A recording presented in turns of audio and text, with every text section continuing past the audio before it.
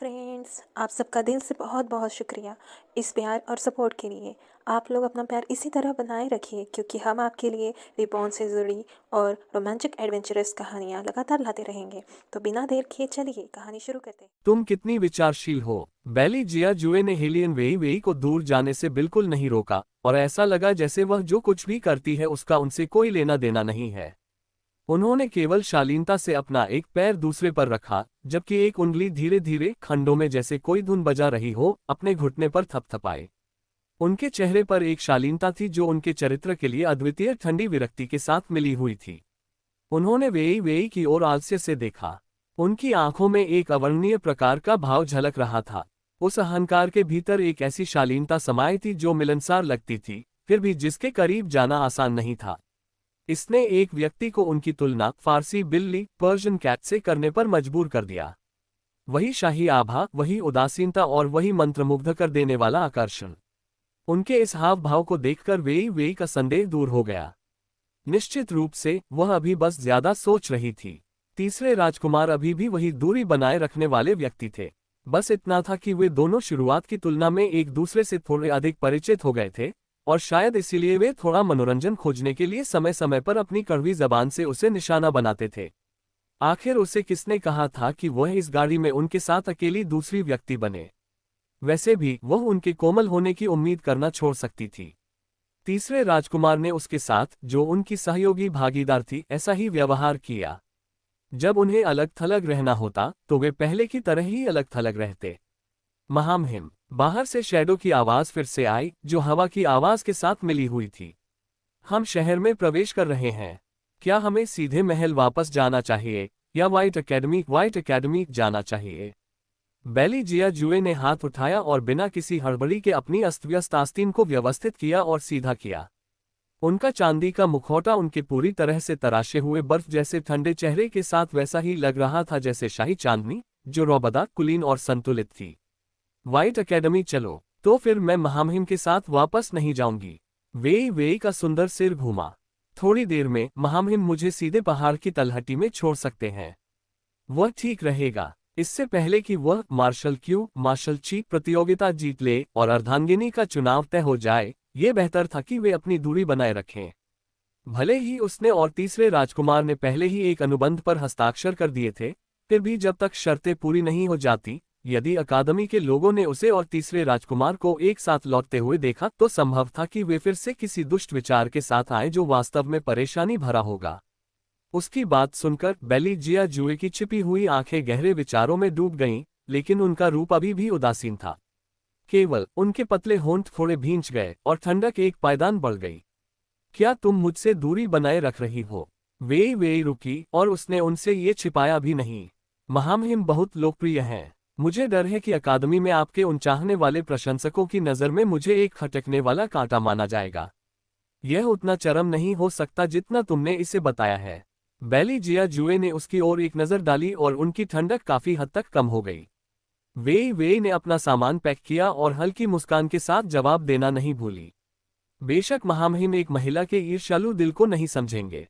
पिछली बार की तरह स्पिरिट फॉरेस्ट के भीतर उसकी तीसरे राजकुमार से केवल थोड़ी सी मुलाकात हुई थी, फिर भी लौटने के बाद हर जगह अफवाहें फैल गईं। व्हाइट एकेडमी के भीतर हर नया छात्र चाहता था कि वे खुद उसका गला घोंट दें। हेलियन जियाओएर की चालें और भी निरंतर थीं, वह केवल यही चाहती थी कि वह व्हाइट एकेडमी से पूरी तरह गायब हो जाए। हालांकि कभी कभी वेई वेई वास्तव में जानना चाहती थी कि हेलियन जियाओएर के पीछे वे कौन लोग थे जिन्होंने उसे इतना निरंकुश होने की अनुमति दी थी। यदि ये केवल सुपरिवार का संरक्षण होता तो इसकी संभावना कम थी कि वह इतनी दूर तक जाती। सुपरिवार। वेई वेई की आंखें सिकुड़ गईं, जिससे शत्रुता का माहौल बन गया। देर सबेर एक दिन आएगा जब वह इसे खत्म कर देगी। हालांकि अभी जिस समस्या को उसे हल करने की जरूरत थी वह थी प्रिंसिपल से मिलना और अपनी अनुपस्थिति की छुट्टी को ठीक से समाप्त करना। मास्टर ने पहले ही उसे 3 दिन की छुट्टी दिलाने में मदद की थी, लेकिन तीसरे राजकुमार के साथ उसके संघर्ष ने 1.5 दिन का समय ले लिया। अभी ये पहले से ही 5वां दिन था और मास्टर भी अब व्हाइट एकेडमी में नहीं थे। वह सोच रही थी कि प्रिंसिपल उसे कैसे सजा देने वाले हैं। इसीलिए तीसरे राजकुमार से अलग होने के बाद वेई वेई तुरंत इन्फीरियर कॉम्पाउंड में वापस नहीं गई, बल्कि वह तुसु फेंग ट्यूजुफंग के अध्ययन कक्ष की ओर चल दी। जिसकी उसे उम्मीद नहीं थी वह ये था कि जब उसने उनके अध्ययन कक्ष में प्रवेश किया तो उसका डेस्कमेट सहपाठी भी वहां था। वह शांति से कमरे के सबसे दूर वाले हिस्से में खड़ा था। उसने पूरे शरीर पर शुद्ध सफेद चोगा पहना था जिसके ऊपर एक फिटिंग वाला काला बाहरी चोगा था। उसकी सुंदर आकृति एक तलवार की तरह सीधी खड़ी थी। दूर से उसका चेहरा स्पष्ट रूप से दिखाई नहीं दे रहा था। किसी तरह वे को लगा कि उसका ये रूप बहुत जाना पहचाना लग रहा है। वह प्रिंसिपल से कुछ कह रहा था। वे स्पष्ट रूप से समझ नहीं पा रही थी कि वे क्या कह रहे थे। बस इस दिशा से देखने पर उसकी वे लंबी और सनकरी बेजोड़ काली आंखें शांतिपूर्ण और शांत थीं, जो विशेष रूप से रहस्यमय लग रही थीं। उसका डेस्कमेट वह कब किसी पेंटिंग के पात्र जैसा बन गया। वे अभी और ध्यान से देखने ही वाली थी कि उसने उसे अपना शरीर घुमाते हुए देखा और हाथ बढ़ाकर अपने जैकेट के अंदर रखते हुए देखा, बिल्कुल किसी कॉमिक से निकले कुलीन व्यक्ति की तरह। उसकी आंखें भी वैसी ही शालीन और दुष्टतापूर्ण भ्रामक थीं जैसी पहले हुआ करती थीं, जबकि उसके मुंह के कोनों पर एक मुस्कान जो मुस्कान नहीं थी, वैसी ही लटकी हुई थी, गर्वित और विरक्त, जादू भरी नजरों से उसे नीचे की ओर देखते हुए। राक्षसी आकर्षण के साथ उसने उसकी ओर देखा और मुस्कुराया। मेरी सम्मानित फाइनेंशियल बैकर, आर्थिक समर्थक आखिरकार वापस आ गई। वे ने चुपचाप अपनी कनपटी को सहलाया जिसमें दर्द होने लगा था। आखिर इस आदमी के बोले गए शब्द लोगों को फड़फड़ाते नृत्य, अजीब कल्पनाओं से क्यों जोड़ देते थे। तुम्हें यहाँ क्या चीज ले आए है?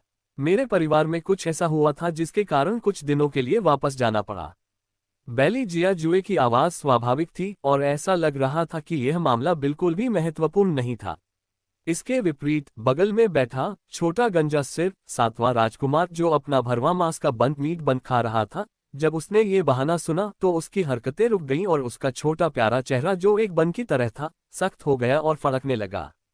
भले ही वह तीसरे भाई की ढूंढ करने की क्षमता का आदी था, फिर भी जब उसने इसे देखा तो इसका उसके खाने की इच्छा एपेटाइट पर असर पड़ा। नन्हा सातवां राजकुमार सोचने लगा, क्या उसे एकांत प्रशिक्षण क्लोज्ड दूर ट्रेनिंग में चले जाना चाहिए और तब तक इंतजार करना चाहिए जब तक कि तीसरा भाई वापस अपनी असली पहचान में न आ जाए। वरना यह उसे सच में थका सकता था। उसे अपनी हर बात पर ध्यान देना पड़ता था और वह तीसरे भाई के बहुत करीब नहीं चल सकता था, और यह सब सुपीरियर कॉम्पाउंड के उन लोगों के कारण था।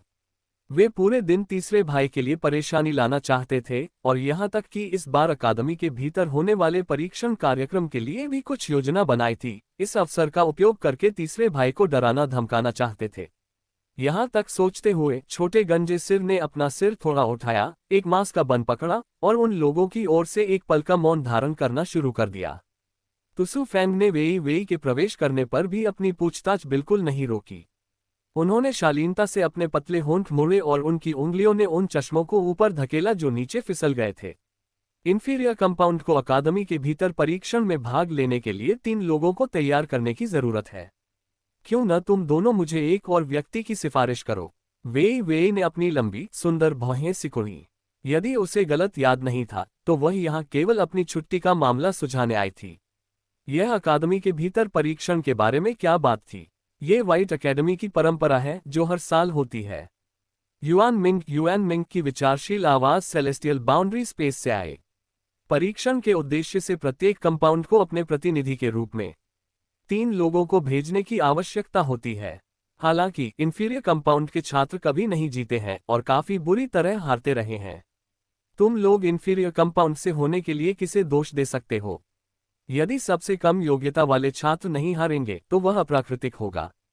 वे के होंठ ऊपर नीचे हुए और उसने एक ओह कहा और स्पष्ट रूप से उसे इसमें बहुत दिलचस्पी नहीं थी। तुसु फेंग ने स्वाभाविक रूप से उसके हाव भाव को समझ लिया। उनकी आंखों ने बढ़िया लिखने वाले कागज पर लिखी लिखावट को स्कैन किया, जो हेलियन परिवार के सबसे प्रसिद्ध निकमे गुड फॉर नथिंग का परिचय था। मेज पर अपने दोनों हाथ रखते हुए वे न तो जल्दबाजी में और न ही सुस्ती से बोले, जो कंपाउंड परीक्षण में शीर्ष पर रहेगा उसे 1 लाख ताइल चांदी और 10 दिनों की छुट्टी इनाम में दी जाएगी। इसके बारे में क्या ख्याल है? क्या अब भी तुम दोनों को लगता है कि यह रुचिकर है? बेली जिया जुए ने उनकी ओर देखा, उनके पतले होठों से दुष्टता छलक रही थी। बिल्कुल नहीं, मैं क्या कर सकता हूं जब मेरी ट्यूशन फीस अभी तक नहीं भरी गई है। जाहिर है मुझे पैसे कमाने के तरीके सोचने होंगे। खास छोटा गंजा सिर सातवां राजकुमार हाथ में मांस का बन पकड़े हुए फिर से घुटने लगा और आंखें फाड़कर देखने लगा। यहाँ तक कि तुसु फैंग जैसा शांत स्वभाव वाला व्यक्ति भी जब यह जवाब सुना तो उसके मुंह के कोने फड़कने से नहीं रह सके। क्या ये छोटा बदबूदार लड़का तीसरा राजकुमार अपने ढोंग के साथ कुछ ज्यादा ही नहीं कर रहा था? हेलियन वेई वेई को इस बात की परवाह नहीं थी कि अध्ययन कक्ष का माहौल इतना अजीब क्यों था। पैसे कमाने और साथ ही छुट्टी मिलने के साथ अभ्यास करने के लिए किसी को ढूंढ पाना इससे बेहतर सौदा और कोई नहीं हो सकता था। मैं सहमत हूँ। वेई वेई हमेशा मामलों को जल्दी सुलझाती थी। हालांकि मुझे सिफारिश करने के लिए किसी और के बारे में नहीं पता। क्लास में जाने और सोने के अलावा वह आमतौर पर केवल अपने डेस्क मेट के करीब थी और बाकी लोगों को पहचानती तक नहीं थी। मुझे पता है। बैली जिया जुए की आंखें दुष्टता से चमकी, उनकी आवाज उदासीन थी।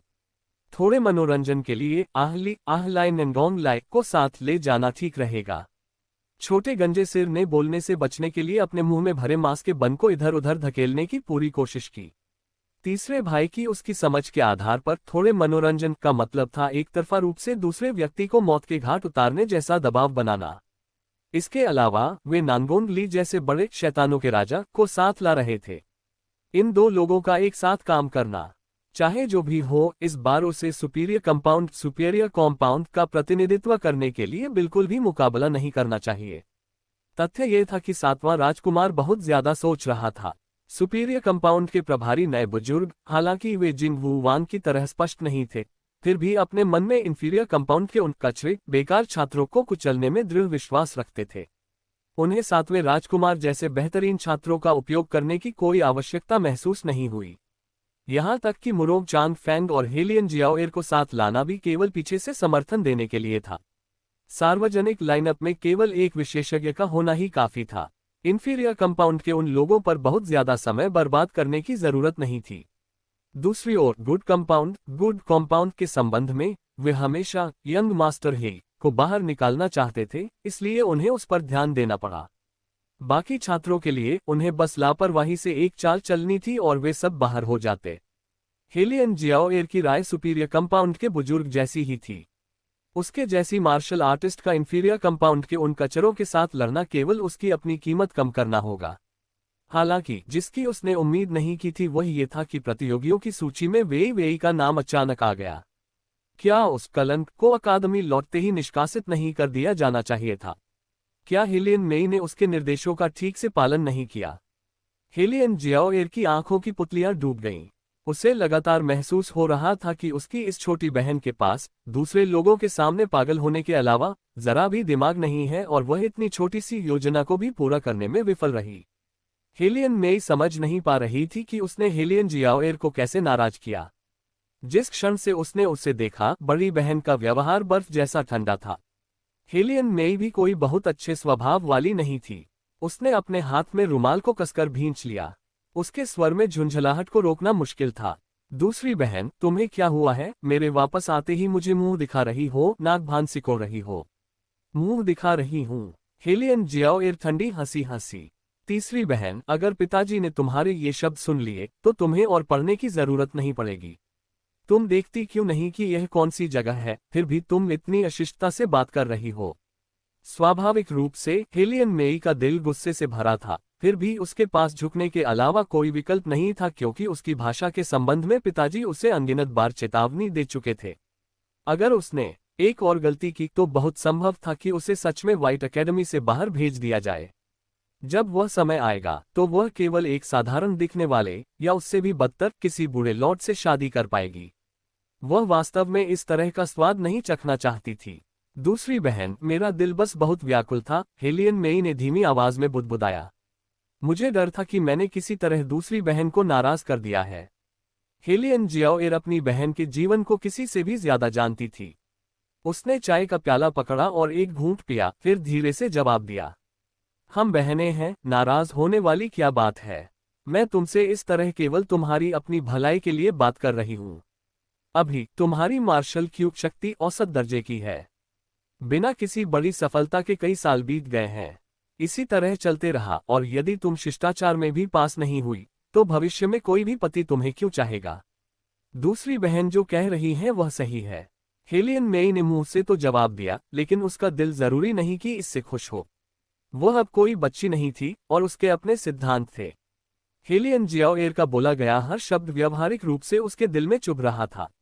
यदि हेलियन जियाओएर का रवैया थोड़ा बेहतर होता तो ठीक था, लेकिन वह चुभने वाला तिरस्कारपूर्ण लहजा सुनने के बाद हेलियन मेई के लिए खुश रहना वास्तव में कठिन था।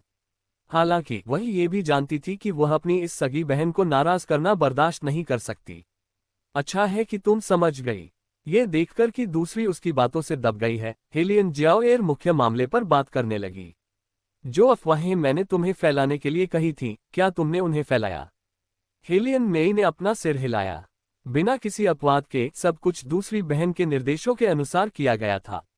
ये फिर से उस कलंक वेई वेई की किस्मत अच्छी थी कि ग्रैंडमास्टर ज़ीजुन ने व्यक्तिगत रूप से उसकी ओर से छुट्टी मांगी और यहाँ तक कहा कि वह किसी आदमी के साथ नहीं भागी थी।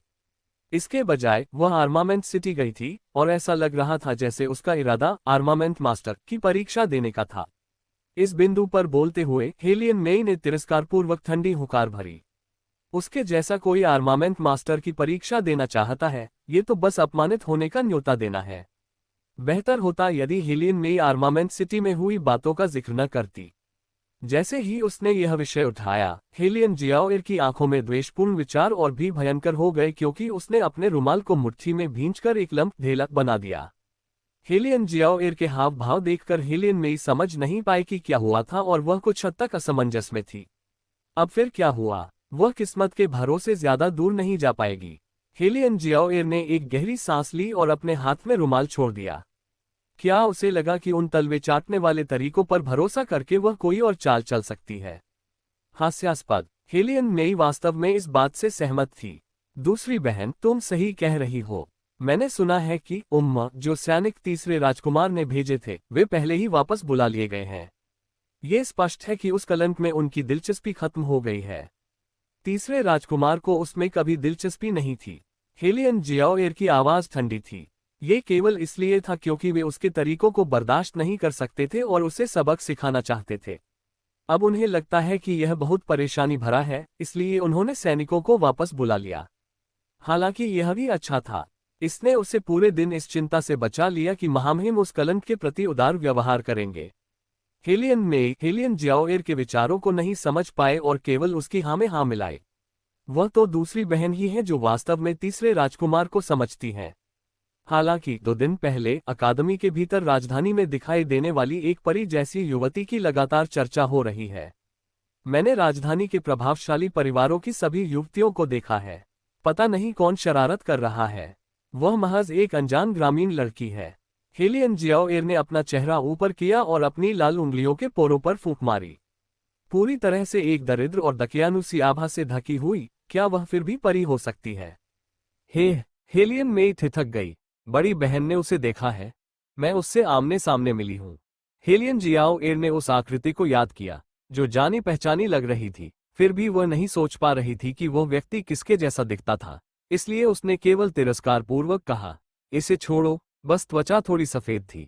जैसे ही हेलियन मेई ने सुना कि वह केवल एक ग्रामीण लड़की थी, उसने भी कुछ और नहीं पूछा और विषय बदल दिया। मैंने सुना है कि दूसरी बहन को एक अच्छा हथियार मिला है। क्या मैं उसे देख सकती हूँ? वो अभी मेरे हाथ में नहीं है। आर्मामेंट प्रतियोगिता से पहले तक इंतजार करो। पिताजी वहां के लोगों से बातचीत करेंगे। जैसे ही हेलियन जियाओएर बोली, उसे फिर से वह मालिक याद आया जो उपकारों की कद्र करना नहीं जानता था। जब उनके मिलने का समय आएगा तो वो उसे अपनी ताकत का प्रदर्शन जरूर दिखाएगी। एक बात है जो तुम अभी तक नहीं जानती हो। हेलियन जियाओएर हथियारों आर्मामेंट्स के विषय पर अधिक देर तक नहीं रुकी। उसे डर था कि यदि उसने इस पर बहुत अधिक बात की तो उसकी वह ईर्ष्यालु छोटी बहन असहज हो जाएगी, इसलिए उसने सीधे हेलियन वेई वेई के बारे में खबर दे दी। हेलियन वेई वेई ने प्रतिस्पर्धा करने की योग्यता प्राप्त कर ली है और वह इंफीरियर कंपाउंड का प्रतिनिधित्व कर रही है। जैसा कि अपेक्षित था, हेलियन मेई का चेहरा सख्त हो गया।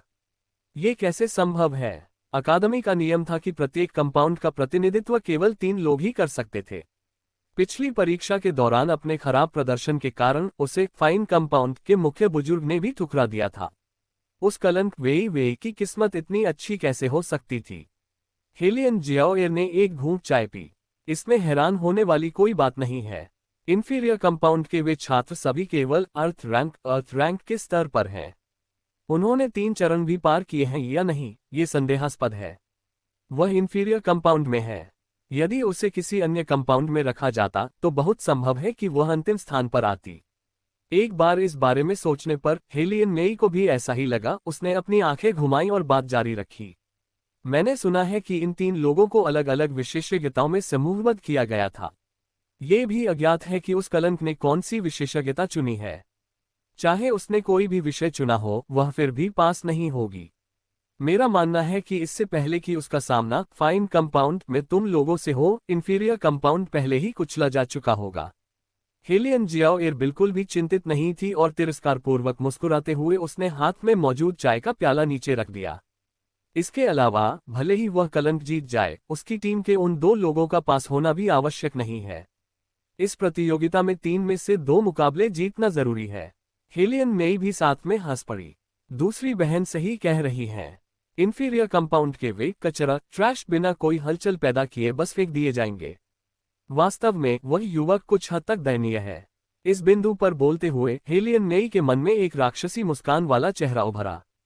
उसने नीचे देखा और उसका चेहरा गर्मा गया, वह गहरा लाल हो गया।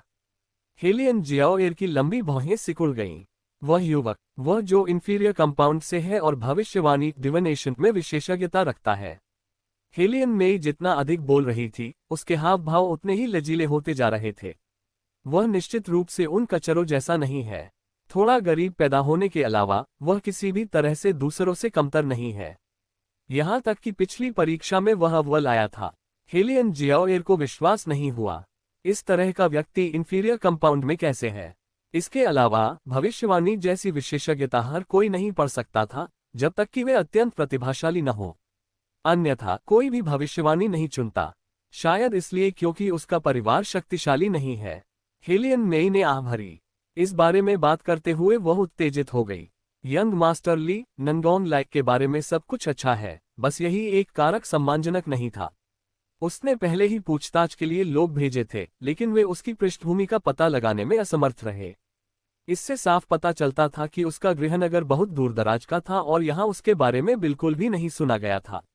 वह शायद किसी देहाती मेयर की नाजायज संतान हो सकता है। खुद को साबित करने के लिए उसने व्हाइट एकेडमी में प्रवेश पाने के लिए संघर्ष किया, बिल्कुल उस दूसरे युवक की तरह जो हर समय वेई के साथ घूमता रहता है।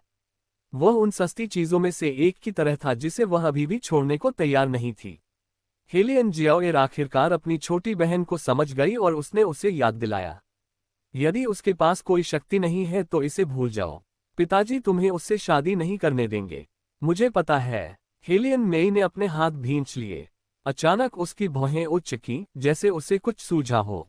दूसरी बहन, मेरी बात सुनो। वह कलंक इतनी परेशानी खड़ी करना पसंद करती है, क्यों ना हम पिताजी से कहकर उसकी शादी तुरंत किसी ऐसे व्यक्ति से करवा दे जो उसे वश में कर सके, क्या वह बेहतर नहीं होगा? हेलियन जियाओ ने ठंडी हुंकार भरी। तुम्हें लगता है कि पिताजी ऐसा नहीं चाहते? हालांकि तुम्हें यह नहीं भूलना चाहिए कि वह उच्च वर्ग में जन्मी है और हेलियन परिवार का रक्त उसमें है। उसकी शादी किसी घटिया जगह कर देने से निश्चित रूप से आलोचना होगी।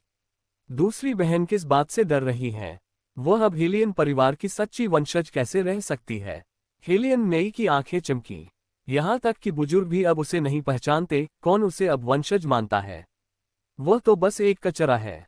पिताजी का उसकी शादी करवा देना ही उसके लिए सम्मान की बात है। ये सुनकर हेलियन जियाओ के मुंह के कोनों पर एक मुस्कान आ गई। मैंने ये क्यों नहीं सोचा? तुम सही कह रही हो। वर्तमान में उसके पास वंशज होने की योग्यता ही नहीं है। थोड़ी देर में मैं पिताजी को एक पत्र लिखूंगी और उनसे कहूंगी कि वे जल्दी से इस नीच से छुटकारा पाएं, ताकि उसे देखकर हमें जो झुंझलाहट होती है उससे हम बच सकें। दूसरी बहन वास्तव में बहुत चतुर है। हेलियन मेई को वेई से बहुत द्वेष था। यदि वह छोटी कलंक न होती तो वह इतना नीचे कैसे गिरती कि उसे दूसरों के मिजाज का ध्यान रखना पड़ता, जो डिफेंस डिवीजन के समय से बिल्कुल अलग था। यहाँ तक कि शादी में भी वह अब दूसरों को नहीं चुन सकती थी, बल्कि अब दूसरों पर निर्भर था कि वे उसे चुने। वह चाहती थी कि वह नीच भी चखे कि अपनी स्वतंत्रता खोने का क्या मतलब होता है। जब समय आए तो सबसे अच्छा होगा कि पिताजी उसके लिए किसी बूढ़े कबाड़ की रखेल कॉन्क्यूबाइन बनने का प्रबंध करे। हेलियन मेई और हेलियन जियाओएर के बीच चर्चा समाप्त होने के बाद उनका पूरा शरीर बहुत अधिक आरामदायक महसूस करने लगा। यहाँ तक कि इंफीरियर कंपाउंड के वे छात्र जो आमतौर पर अप्रिय लगते थे आज उतने घटिया नहीं लग रहे थे। जब वह कॉमर्स प्लाजा में उनसे मिली तो वह उन लोगों के साथ थोड़ा बातचीत करने के लिए भी रुकी। सीमावर्ती शहरों से आने के कारण वे संकीर्ण मानसिकता वाले थे और स्पष्ट रूप से उसकी चापलूसी करना चाहते थे और वे इसे छिपाना भी नहीं जानते थे। हेलियन मेई उनका तिरस्कार करती थी, लेकिन साथ ही उसे इस तरह की भावना बहुत पसंद आती थी। चलते समय वह खुद को पंखा भी झल रही थी। मैंने सुना है कि तुम्हारे कंपाउंड का प्रतिनिधित्व करने वाले प्रतियोगी पहले ही सामने आ चुके हैं, वे कौन हैं? उसके सामने मौजूद युवा लड़कियां जो बातें कर रही थीं और हंस रही थीं, वे तुरंत शांत हो गईं। उसके बाद उनके पतले होंठ नीचे की ओर मुड़ गए। वहां केवल एक लड़की है, हेलियन वेई वेई। पता नहीं प्रिंसिपल ने उस निक्कमी को क्यों चुना। हथियारों की क्षमता के मामले में वह छोटी बहन होंगे जितनी मजबूत नहीं है। बहन होंगे, तुम कुछ कहती क्यों नहीं? होंगे नाम की व्यक्ति ने आलस्य से अपना सिर उठाया। उसकी धुंधली नींद भरी आंखों में अन्य लड़कियों की तुलना में कहीं अधिक वीरतापूर्ण भावना थी। कहने के लिए क्या है? चूंकि प्रिंसिपल ने उसे चुना है तो ये साबित होता है कि वह मुझसे बेहतर है। लेकिन तुम्हारी क्षमता के आधार पर तुम स्पष्ट रूप से फाइन कंपाउंड में प्रवेश कर सकती हो। यदि यंग मास्टर ही तुम्हारे साथ एक ही कंपाउंड में नहीं रहना चाहते थे तो तुम भी। यहाँ तक बोलते हुए उस लड़की को एहसास हुआ कि उसने गलती कर दी और उसने जल्दी से अपने होंठ ढांक लिए, अजीब तरह से मुस्कुराते हुए कहा, छोटी बहन होंगे, मेरा वह मतलब नहीं था। नालन होंगे ने उसकी ओर देखा और फिर अनगड़ाई ली। कोई बात नहीं, वैसे भी तुमने जो कहा वह सच है। मैं पहले जा रही हूँ। मुझे अभी थोड़ी देर हथियारों का अध्ययन करना है। वह इतनी असामाजिक कैसे हो सकती है? हेलियन मेई ने उस युवती की जाती हुई आकृति को देखा और अपना सिर हिलाया, लेकिन कुछ और नहीं कहा। आखिरकार नालान होंगे का दर्जा सबके सामने था। ये कहने की जरूरत नहीं है कि वह एक प्रतिष्ठित परिवार से थी, वह एक परिवार की बचपन की दोस्त भी थी। हालांकि तुम लोगों ने अभी क्या कहा? उस कलम, मेरा मतलब है मेरी सबसे बड़ी बहन ने हथियार आर्मामेंट चुना है। युवा लड़कियों ने सकारात्मक जवाब दिया। आज हथियारों की कक्षा के दौरान वह सो रही थी। शिक्षक ने उसे जगाया और उसे अंदाजा ही नहीं था कि क्या चल रहा है, इसलिए उन्होंने उसे कक्षा के बाहर खड़ा कर दिया। इस तरह के व्यक्ति ने अप्रत्याशित रूप से हथियारों को अपनी विशेषज्ञता के रूप में चुना। क्या उसे लगता है कि हमारे इंफीरियर कंपाउंड का अभी पर्याप्त अपमान नहीं हुआ है? ये सुनकर हेलियन मेई ने अपनी लंबी भौहें सिकोड़ी। पिछली बार वेई वेई और उसके बीच हुए मुकाबले के बाद उसने सोचा था कि वह कलन मार्शल क्यू युद्ध शक्ति चुनेगी और उसे उम्मीद नहीं थी कि वह हथियारों को जोड़ने और अलग करने असेंबली एंड डिसमेंटलिंग को चुनेगी। क्या वो जानती भी है कि यह कैसे करना है? मैंने सुना है कि उन दो युवकों के विशेषज्ञता चुनने के बाद केवल हथियार ही बचे थे, इसीलिए प्रिंसिपल ने उस निक्कमी के लिए हथियार तय कर दिए। वैसे भी वो हार ही जाएगी चाहे वो किसी भी विशेषज्ञता में मुकाबला करे। दूसरे प्रतियोगी वे दो युवक हैं। हेलियन मेई ने पंखा झलना बंद किया। क्या यह नहीं कहा गया था कि वे कुछ नहीं जानते? युवा लड़कियों ने कुछ शर्मिंदगी के साथ एक दूसरे की ओर देखा। भले ही वे कुछ न जानते हों, फिर भी वे हम में से बाकी लोगों से ज्यादा मजबूत हैं। हेलियन मेई ने तब ओह कहा और इस सवाल का पीछा करना छोड़ दिया। ऐसा लग रहा था कि दूसरी बहन जियाओएर बिल्कुल भी गलत नहीं थी। हेलियन वेई वेई उस नीच लड़की को चुने जाने का कारण पूरी तरह से ये था कि इंफीरियर कंपाउंड के छात्र चर्चा करने के लायक भी नहीं थे। हालांकि उसने पहले ही कुछ सुना था। जब उन्होंने अकादमी में प्रवेश ही किया था तब सुपीरियर कंपाउंड के वे युवक इंफीरियर कंपाउंड के उन दो लोगों को बर्दाश्त नहीं कर पा रहे थे। वह ये भी नहीं जानती थी कि प्रतियोगिता के दौरान उनके साथ कैसा व्यवहार किया जाएगा। मंदिर में बलि चढ़ा रहे बुजुर्ग एक भविष्यवाणी के कारण एक के बाद एक बहस करने लगे और गुस्से से लाल हो गए। उनके बीच बैठे नानगोन ली ने लापरवाही से अपनी ठुड्डी को सहारा दिया हुआ था। वे जितने हो सके उतने लापरवाह दिख रहे थे। यंग मास्टर ली, सेवक लड़का दौड़कर उनके पास आया और कान के पास झुककर बोला, महामहिम की ओर से खबर आई है कि आप इन कुछ दिनों व्हाइट अकेडमी में ही रहें और अकादमी के परीक्षण में भाग लें। नानगोन ली की आंखें चमक उठीं। परीक्षण? महामहिम ने कहा कि आप लोगों की ट्यूशन फीस पूरी तरह से नहीं भरी गई है। सेवक के ये संदेश देने के बाद उसके माथे पर कुछ चिंता की लकीरें उभर आईं। वह वास्तव में कल्पना नहीं कर सकता था कि दुनिया में ये दो युवा स्वामी क्या खेल खेल रहे हैं। नानगोंग ली राक्षसी अंदाज में हंसा। आह, जुए को दिखावा करने ढूंढ करने की लत लग गई है। महामहिम ने यह भी कहा कि सुपीरियर कंपाउंड के लोग हाल ही में आप दोनों के साथ निजी तौर पर बातचीत करना चाहते थे। सेवक का संदेश समाप्त हो चुका था। नानगोंग ली बेसब्री से खड़ा हो गया, उसके पतले होंठ एक आकर्षक मोड़ में मुड़ गए। तुरंत पहाड़ पर चढ़ने की तैयारी करो। वास्तव में वह उन लापरवाह लोगों को बंदूक की नली खतरे के सामने आते हुए देखना चाहता था। उसे आह जुए को एक तरफा दूसरों को पीटते हुए देखे काफी समय हो गया था। वैसे उस भीषण आग की घटना के बाद से वह वास्तव में बहुत अधिक शालीन हो गया था। इतना कि लोग भूल जाएं कि एक बार जब महामहिम अपना हाथ हिलाते थे तो वे सीधे किसी व्यक्ति की हड्डियों को अलग कर सकते थे। शाम के समय कॉमर्स प्लाजा के एक कोने में नन्हे बालक ने देखा कि उसके सामने वाली आकृति ने एक कदम बढ़ाया तो वह भी डगमगाते हुए एक कदम आगे बढ़ा। बैली जिया जुए अपनी गति रोककर उसकी ओर मुड़े। उनकी आवाज न तो ठंडी थी और न ही सौम्य, बिना किसी उतार चढ़ाव के। वापस जाओ तीसरे भाई, आप अपनी असली पहचान में कब वापस आएंगे? नन्हे बालक का प्यारा और गोल मटोल चेहरा पहले से भी अधिक चिकना और गोल था। वह बड़ी उम्मीद के साथ बैली जिया जुए को देख रहा था। सुपीरियर कंपाउंड में अकेले रहना बहुत उबाऊ है। बैली जिया जुए ने अपनी आस्तीन ठीक की। उनके सुंदर चेहरे का वह हिस्सा जो धूप से प्रकाशित था, ऐसा लग रहा था जैसे उस पर रोशनी की एक परत चढ़ी हो। उनकी विरक्ति के कारण लोगों के लिए उनके करीब आना मुश्किल था। हम इस बारे में पहले ही बात कर चुके हैं। मैं अभी वहां नहीं जाऊंगा। तो फिर क्यों न मैं आप लोगों के साथ इंफीरियर कंपाउंड में ट्रांसफर हो जाऊं? यदि उसे यह चिंता न होती कि यहाँ खड़े होने पर उसे कोई देख सकता है, तो वह धूल में लौटने के बाद अपने तीसरे भाई की जांघों को बहुत पहले ही गले लगा चुका होता। उसके तीसरे भाई, जो धूल से डरते हैं, उनकी इसी चाल के आगे सबसे आसानी से झुक जाते हैं। बैली जिया जुए ने उसे देखा और अपने भाई का सिर सहलाने के लिए हाथ बढ़ाया। पहले की तरह उन्होंने बिना किसी भावना के दो शब्द कहे। बिल्कुल नहीं। सातवें राजकुमार के नन्हे होंठ लटक गए। उसका छोटा हाथ भी तुरंत हार मानकर लटक गया।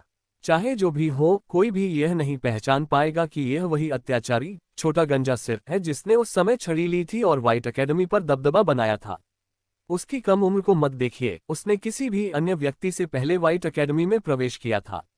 मूल रूप से कोई भी इस छोटे यमराज किंग ऑफ हेल को उकसाने की हिम्मत नहीं करता था। सब सोचते थे कि यह एक छोटा बच्चा कैसे हो सकता है। अपने दर्जे के अलावा वह मूल रूप से एक छोटा शेर था जो बहादुर और चतुर दोनों था। यदि कोई उसे केवल एक बच्चा समझता तो वह उसे निश्चित रूप से तब तक काटता जब तक कि उसके कंकाल का भी अस्तित्व समाप्त न हो जाए। कुछ लोग हैरान थे कि आखिर सेवानिवृत्त सम्राट ने उसे बचपन में ऐसा क्या सिखाया कि वह ऐसा बन गया। भले ही तीसरे राजकुमार को देखकर किसी व्यक्ति का दिल दहल जाए, लेकिन कम से कम वे इतने खून के प्यासे नहीं थे। लेकिन वे गलत थे। कोई नहीं जानता था कि छोटे गंजे सिर की देखभाल बचपन में सेवानिवृत्त सम्राट ने नहीं, बल्कि बैली जिया जुए ने की थी। ये कहा जा सकता है कि सातवां राजकुमार अब पूरी तरह से ऐसा इसलिए बन गया क्योंकि जब वह छोटा था तो उसके बड़े भाई ने उससे कहा था, जाओ लड़ो। अगर तुम नहीं संभाल पाओगे तो मैं तुम्हारी मदद करूंगा। खाने के अलावा छोटे गंजे सिर को केवल एक ही बात याद थी, उसके पीछे उसका बड़ा भाई है जो उसका समर्थन करता है। इसलिए यह अपेक्षित ही था कि सातवां राजकुमार एक छोटे शेर के रूप में बड़ा हुआ। ठीक है, फिर छोटे गंजे सिर को चोट पहुंची और उसने खुद को सांत्वना देने के लिए एक मास्क का बन निकाला। मैं सुपीरियर कंपाउंड में तीसरे भाई का इंतजार करूंगा। बैली जिया जुए ने फिर से नन्हे बालक का सिर सहलाया और धीरे से निर्देश दिया। शैडो, मैं यहाँ हूँ। शैडो एक घुटना टेककर जमीन पर झुक गया। जब वह प्रकट हुआ तो उसकी हरकतों से जरा भी शोर नहीं हुआ। बैली जिया जुए ने भावशून्य होकर कहा, भविष्य में सातवें राजकुमार के साथ रहो। वह जो भी खाना चाहता है उसे दिलाओ। सातवें राजकुमार को अभी मांस खाने की मनाही है। शैडो ने अपने स्वामी को याद दिलाने के लिए अपने स्वर बदले। इसका संबंध व्हाइट एकेडमी के नियमों से था। बैली जिया जुए की भौहें उठीं। तो फिर शैडो ने मन ही मन सोचा, तो फिर स्वामी, क्या आपको कोई संकोच नहीं होना चाहिए? बैली जिया जुए ने स्थिर आवाज में जवाब देना जारी रखा, वह यहाँ बौद्ध भिक्षु बनने नहीं आया है। उसे खाने दो। शैडो ने नजरें झुका ली। जी, अकादमी के नियम और क्या क्या महामहिम की नजरों में केवल नाम के लिए थे। सातवां राजकुमार वास्तव में बहुत खुश था। उसने शैडो को कॉमर्स प्लाजा की एक दुकान की ओर खींचा और वहां भाग गया। ऐसे बड़े पेड़ की छाया में केवल बैली जिया जुए अकेले रह गए। वे लापरवाही से आगे बढ़े, उनके स्याही जैसे काले बाल हवा में स्वतंत्र रूप से लहरा रहे थे। उनका बाहरी चोगा, जिसमें बेल्ट नहीं थी, उनके शरीर पर लटका हुआ था। उनकी पलकें आधी खुली थीं, जिनमें अनगिनत प्रतिभा और आकर्षण झलक रहा था, फिर भी स्पष्ट रूप से उनका रूप संयमित और शुद्ध कुलीन लग रहा था। सुंदरता के दो रूपों का संगम उनके शरीर पर जीवंत रूप से व्यक्त हो रहा था। जब उन्होंने कॉमर्स प्लाजा की सड़क पार की, तो लड़कियां अपनी नजरें उनसे हटाने में असमर्थ थीं। हेलियन वेई के शब्दों में, यदि व्हाइट अकेडमी में सुंदर पुरुषों की रैंकिंग होती, तो उसका ये डेस्कमेट बिना शर्त पहले स्थान पर होता। यंग मास्टर, देखिए। युआन लिंग शैन के पास खड़े छोटे सेवक लड़के ने उस सड़क की ओर देखा जहां से बेली जिया जुए निकल रहे थे। युआन लिंग हुआन ने परवाह नहीं की और ठंडी हुंकार भरी, जबकि अन्य युवकों के होंठ मुस्कान में मुड़ गए। मैंने सुना है कि उसका नाम इस साल की प्रतियोगिता के लिए इंफीरियर कंपाउंड की सूची में है। वह इंफीरियर कंपाउंड का महज एक जोकर है, भले ही वह कितना भी सुंदर क्यों न हो, वह फिर भी भाई युआन की बराबरी नहीं कर सकता। बिल्कुल, वह भाई युआन की तुलना कैसे कर सकता है? हालांकि क्या यह आदमी बहुत ज्यादा अहंकारी नहीं है? क्या वह नहीं जानता कि यह हमारा इलाका है? भाई युआन, क्यों न हम उस आदमी को सबक सिखाएं? कोई मुड़ा और युआन लिंग हुआन की दिशा में देखा।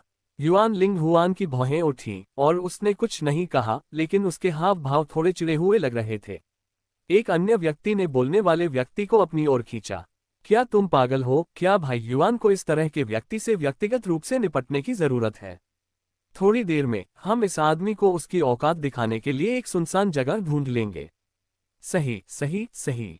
मुझे देखो, मैं वास्तव में मूर्ख हूं। उस व्यक्ति ने अपना माथा पीटा और उसकी आंखें चमक उठीं। क्या हम अभी चलें? जाओ। कई युवा लॉर्ड्स बिखर गए। वे सुपीरियर कंपाउंड के छात्र नहीं थे, लेकिन उनके परिवारों के युआन परिवार के साथ संबंध थे। छोटे भाइयों के रूप में वे स्वाभाविक रूप से जानते थे कि हाल ही में भाई युआन की आंखों में कौन खटक रहा था। अगर वे उनकी जगह होते तो वे भी खुश नहीं होते। एक सुंदर चेहरे के अलावा जिसके पास कुछ भी नहीं था, उसमें दिखावा करने वाली क्या बात थी? यंग मास्टर, क्या उनका ऐसा करना ठीक रहेगा? छोटा सेवक उन आकृतियों को दूर जाते हुए देख रहा था। युआन लिंग हुआन ने अपने हाथ में मौजूद हथियार को छोड़ दिया जिससे वह छेड़छाड़ कर रहा था, और उदासीन आवाज में बोला, क्या हो सकता है? बस नीच लोगों का एक झुंड आपस में लड़ रहा है, बस इतना ही। कुछ ही दिनों में मुझे सुपीरियर कंपाउंड का प्रतिनिधित्व करने के लिए मुकाबला करना है। मेरा खुद कदम उठाना असुविधाजनक है, बेहतर है कि वे ही इससे निपटे। जी। छोटे सेवक ने अपना सिर झुकाया और मन ही मन सोचा कि वह व्यक्ति इस बार निश्चित रूप से कुचल दिया जाएगा। जिसने अपने युवा स्वामी के साथ मुकाबला करने के लिए वही विशेषज्ञता चुनने की हिम्मत की, वह केवल अपनी क्षमताओं को बहुत अधिक आंकने को ही दोष दे सकता है। धड़ाम। गली के मुहाने पर एक सजे धजे अमीर परिवार के बेटे ने बेली जिया जुए का रास्ता रोकने के लिए अपना हाथ बढ़ाया। उसके मुंह के कोनों पर एक विशिष्ट मुस्कान थी। तुम इंफीरियर कंपाउंड वाले, हम तुमसे ठीक से बात करना चाहते हैं। बेली जिया जुए का पूरा शरीर शालीनता से सीधा था, बैंगनी चोगा और काले बाल। उन्होंने ऊपर देखा तक नहीं और अपना एक हाथ उदासीनता से अपनी जैकेट की जेब में डाल लिया, जैसे उनके सामने मौजूद इन लोगों का कोई अस्तित्व ही न हो। उनका यही रवैया लोगों को गुस्सा दिलाता था। उन लोगों की आंखों में गुस्सा और बढ़ गया जब वे चार दिशाओं में बढ़ गए और धीरे धीरे उनकी ओर बढ़ने लगे। बेली जिया जुए को गली के भीतर घेर लिया। तुम अभी भी काफी अहंकारी हो। क्या तुम नहीं जानते कि यहाँ का प्रभारी कौन है? उनमें से एक व्यक्ति मुक्का मारने की योजना बनाते हुए बात कर रहा था, लेकिन बेली जिया जुए अचानक मुस्कुराए और एक हाथ से उस व्यक्ति के हमले को रोक दिया, जबकि दूसरे हाथ से उस व्यक्ति का कॉलर ठीक करने में मदद की। उसके बाद उन्होंने उस व्यक्ति के पूरे शरीर को उठाने के लिए ताकत का इस्तेमाल किया। उन आंखों की चमक बर्फ की एक परत जैसी लग रही थी। इससे पहले कि वह व्यक्ति प्रतिक्रिया कर पाता, केवल एक चटक की आवाज सुनाई दी। दर्द एक विशाल लहर की तरह महसूस हुआ जिसने उस व्यक्ति के पूरे शरीर को अपनी चपेट में ले लिया, तीव्र और तीखा। उसकी चीख गली में गूंज उठी। तुम लोग बुद्ध बनकर क्या देख रहे हो? जल्दी करो और आगे बढ़ो। अमीर परिवारों के अन्य 3 लाडले लड़के बेली जिया जुए पर एक साथ झपटने से पहले सन्न होकर देखते रह गए। परिणाम बिना किसी अपवाद के ये हुआ कि वे सभी जमीन पर एक ही मुद्रा में घुटने टेकने पर मजबूर हो गए। यह आदमी, इसने उनके जोड़ों को खिसका दिया था। अब किसी ने उकसावे का एक शब्द भी बोलने की हिम्मत नहीं की। उनके माथे पर सारा पसीना दर्द के कारण निकल आया था। वे नहीं जानते थे कि उनके प्रतिद्वंद्वी ने ये जानबूझकर किया था या नहीं।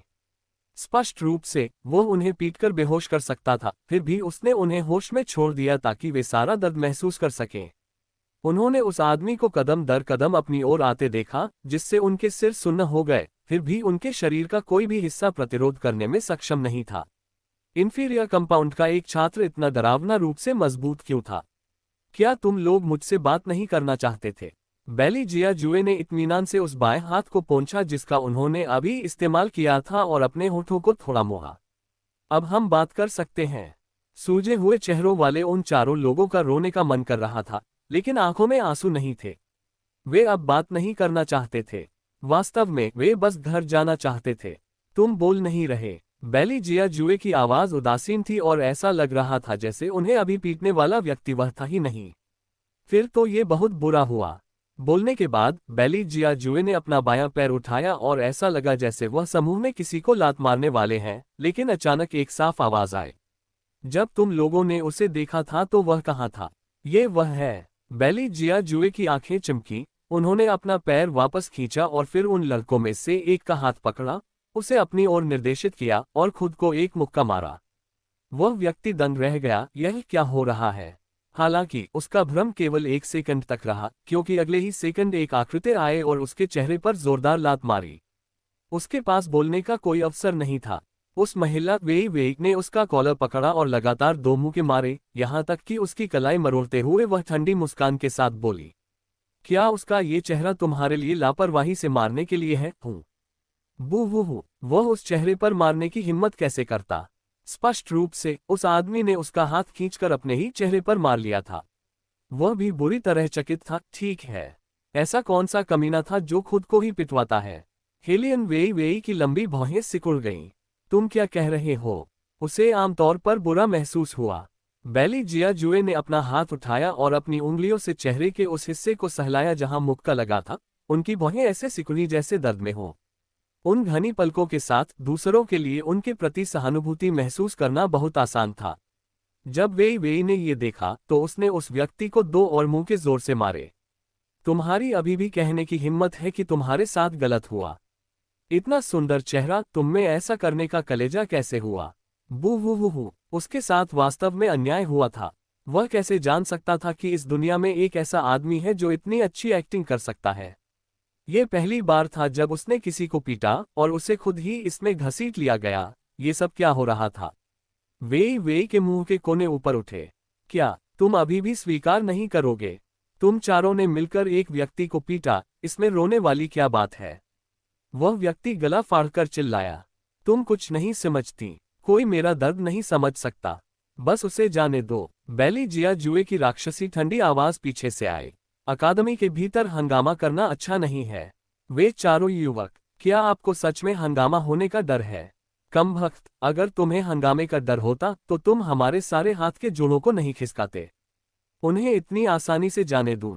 वेई वेई ने अपनी भौहें उठाईं। क्या तुम कुछ ज्यादा ही नर्म दिल नहीं हो रहे? वाह! वेई वेई के हाथ में जकड़ा हुआ वह व्यक्ति और भी व्याकुल हो गया। कृपया, मैं भीख मांगता हूँ। युवती, जरा ध्यान से देखो, यह आदमी नर्म दिल कैसे है।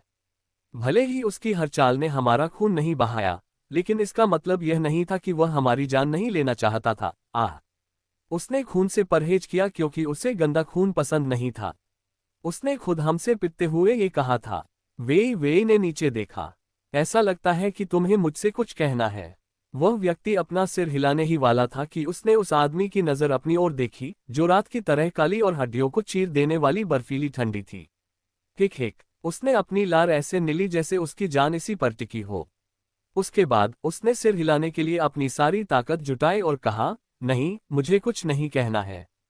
बेली जिया जुए ने अपनी नजरें हटाईं और धीरे से कहा, चूंकि वह कुछ नहीं कहना चाहता तो बस उसे जाने दो। मैं इस तरह के लड़ाई झगड़े के दृश्यों का बहुत आदी नहीं हूं। उनके इस वाक्य को सुनकर चारों युवा लॉर्ड्स कांप उठे और उनके रोंगटे खड़े हो गए। उन्होंने पहले भी झूठ सुना था, लेकिन उन्होंने इतना सफाई से बोला गया झूठ कभी नहीं सुना था। आदी नहीं हूं। अभी वह कौन था जिसने महज एक लात से उन्हें उड़ा दिया था और उनकी कोहनी की हड्डियां तक चूर चूर हो गई थीं। अगर ये लड़की प्रकट नहीं होती तो निश्चित रूप से उनकी हालत और भी खराब होती। सच में वे अनिच्छा से उन चारों लाडले लड़कों का सामना करने के लिए टहलने लगी।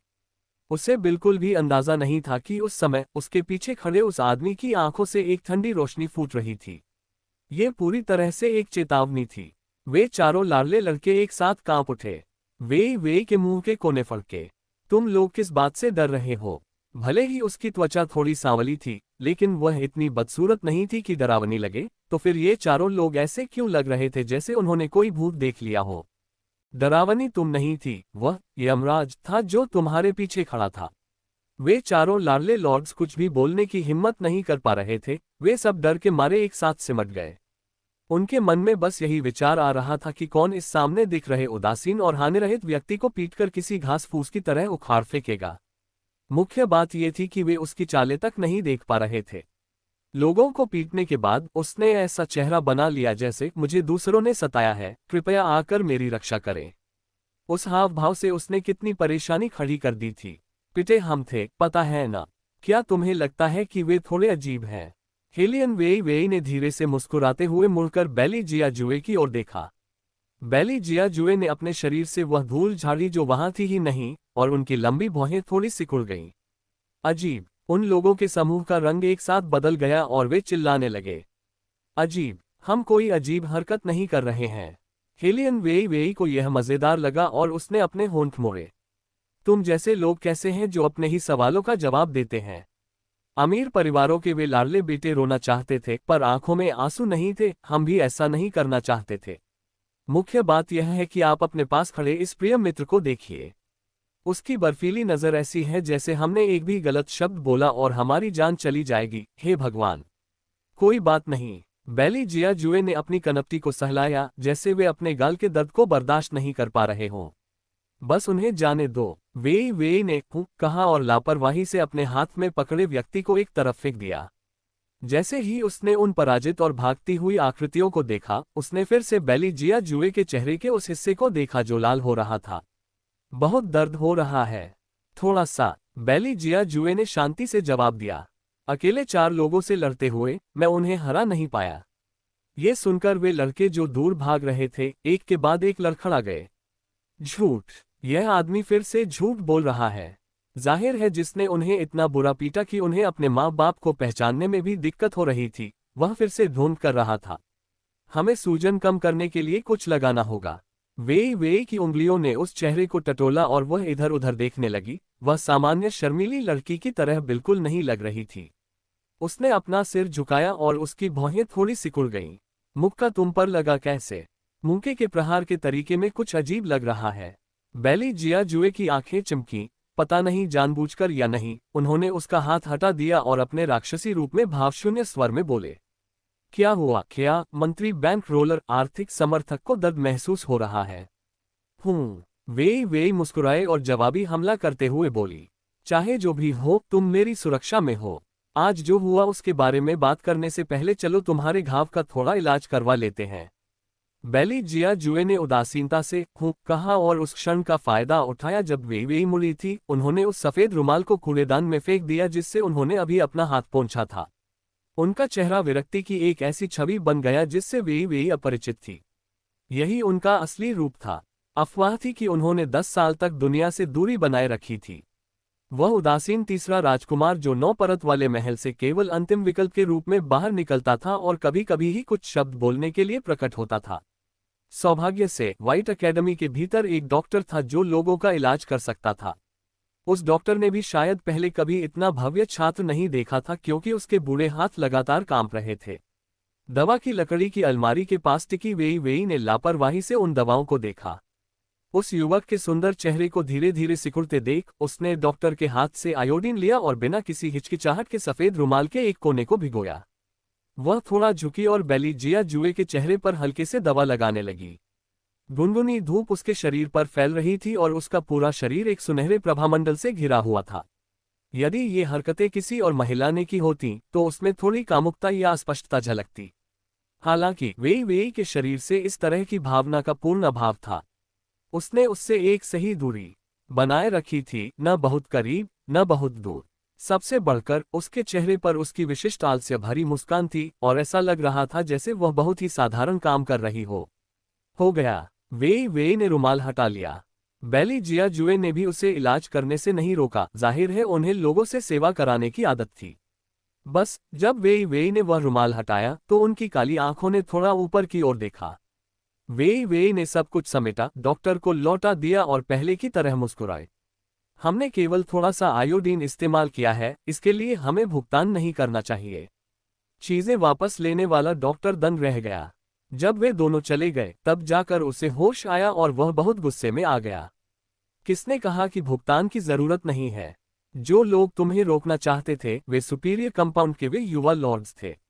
वे ने बिना इधर उधर की बात किए सीधे मुद्दे की बात की।